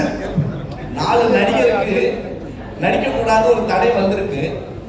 தகவல் கொடுத்திருக்காங்க. ஆகா அவரா நீங்க அப்படின்னு நான் வடிவேலு டயலாக் சொல்லிட்டு அத்தோட நிறுத்திக்கிறேன். இது வந்து இந்தியன் 2க்கானது. இது பக்கத்துல தான் அந்த பில்டிங். அங்க போய் உட்கார்ந்து அது பேசலாம். Thank you very much. எல்லா கேள்விகளுக்கும் நன்றி. இதோட நம்ம வந்து சிரிப்போட சந்தோஷத்தோட ஒரு லாட் ஆஃப் எக்ஸைட்மெண்ட் உங்களுக்கு வந்து ஒரு பிஞ்ச் மீ மூமெண்டா இருந்திருக்கும். பட் எந்த தருணமும் நீங்க வந்து ஆழமா அப்படின்னு நல்லா கிழித்தீங்கன்னு சொல்லுங்களேன். Which moment of yours in this entire experience? இல்லை நீங்கள் சொன்ன மாதிரி இந்த என்டையர் எக்ஸ்பீரியன்ஸே எனக்கு ஒரு ட்ரீம் வேர்ல்ட் மாதிரி தான் இருக்குது. ஃபர்ஸ்ட் ஆஃப் ஆல் எல்லாருக்கும் வணக்கம். இது ரொம்ப பெரிய மேடை. இந்த மேடையில் 2 பேர் இருக்காங்க. இயக்குனர் சங்கர் அவர்கள் அண்ட் த கிரேட் கமல்ஹாசன் அவர்கள். இவங்க 2 பேரும் வாழ்க்கையில் இருக்கிற எல்லா மேடையும் பெரிய மேடையாக தான் சந்திச்சிருக்காங்க. ஏன்னா அவங்களோட உழைப்பாலையும் திறமையாலையும் அவங்களோட விஷனாலையும் அந்த மேடையை உருவாக்கிட்டு இருக்காங்க. அப்படி ஒரு மேடை தான் இந்த இந்தியன் 2ஓட ப்ரீ ரிலீஸ் மேடை. அந்த மேடையில் எனக்கு வந்து அவங்க பக்கத்தில் சேர் போட்டு உட்காந்து வச்சது என் வாழ்க்கையில் இது ரொம்ப பெரிய மேடை, மிகப்பெரிய மேடையாக நான் ஃபீல் பண்ணுறேன். ஸோ எனக்கு இந்த இடத்த கொடுத்ததுக்கு நம்ம 2 பேருக்கும் ரொம்ப ரொம்ப thanks. It's a dream come true moment for me. And எனக்கு டைரக்டர் இந்த படத்தை கூப்பிட்டு இந்த வாய்ப்பை கொடுத்தது என் வாழ்க்கையில் 2வது முறை எனக்கு வாய்ப்பு கொடுக்குறாரு. 22 வருஷத்துக்கு முன்னாடி கூப்பிட்டு ஒரு வாய்ப்பு கொடுத்தாரு. அந்த வாய்ப்பை நான் பயன்படுத்தி என்னோட கனவையும் உழைப்பையும் போட்டு 20 வருஷம் வந்துட்டேன். இப்போ இன்னொரு வாய்ப்பு கொடுத்துருக்காரு. இந்த வாய்ப்பை வச்சு நான் அடுத்த 20 வருஷம் ஓட்டிப்பேன். எனக்கு ரொம்ப கான்ஃபிடென்ஸாக இருக்கு. ஸோ இயக்குனர் சங்கருக்கு இந்த 2 வாய்ப்பை எனக்கு கொடுத்ததுக்கு ரொம்ப ரொம்ப நன்றி. அண்ட் என் பக்கத்தில் உட்காந்துருக்கிறவர் வந்து நான் சின்ன வயசுலேருந்து கனவுல பார்த்துருக்கேன், இப்போ ரெகுலராக நேரில் பார்க்குறேன். ஆனால் வித்தியாசம் பெருசாக இல்லை. எனக்கு எப்போவுமே அவர் கமல் சார் எனக்கு எல்லாமே. ஒரு நடிகனாக நான் இங்கே இருக்கிறதுக்கான காரணம் அவர் தான். கமல் சார் நீங்கள் இல்லைன்னா ஒரு நடிகனாக நான் இல்லை. அண்ட் இவங்க 2 பேரும் ஒருத்தர் என்னை அறிமுகப்படுத்தினாரு, ஒருத்தர் நான் ஏன் நடிக்கணும்னு எனக்கு ஞாபகப்படுத்தினார்.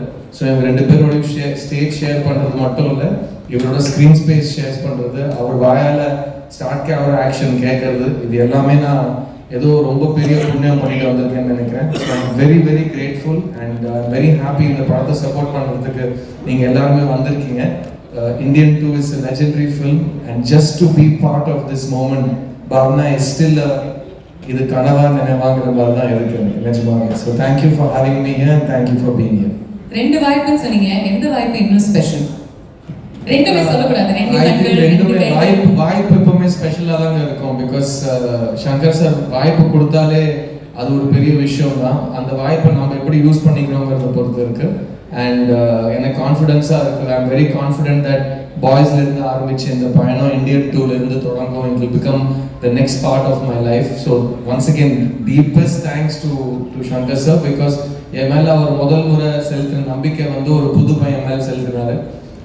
இப்போ வந்து அவர் செலுத்தின நம்பிக்கை வந்து அந்த புது பையன் கொஞ்சம் வளர்ந்துருக்கான், இந்த பையனுக்கு ஒரு நம்பிக்கை கொடுக்குற மாதிரி இருக்கு. ஸோ இந்த வளர்ச்சிக்கு காரணமாக இருந்தவங்க பெரியவங்க எல்லாருக்கும் ரொம்ப நன்றி. அண்ட் தினமும் சினிமாவில் புதுசாக ஏதாவது ஒன்று கற்றுக்கணும்னு இவங்க தான் எனக்கு சொல்லிக் கொடுத்தாங்க. ஸோ அப்படியே இருக்கட்டும், நான் டெய்லி ஏதாவது கற்றுக்கிட்டே இருக்கேன்.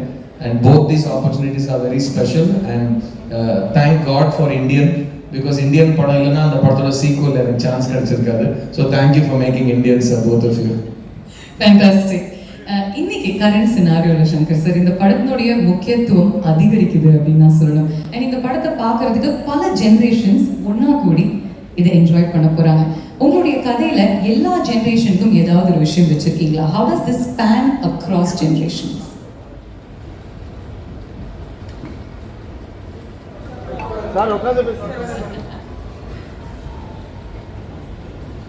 வந்திருக்கும் அனைத்து ஊடக நண்பர்களுக்கும் என்னுடைய வணக்கத்தை தெரிவிச்சுக்கிறேன்.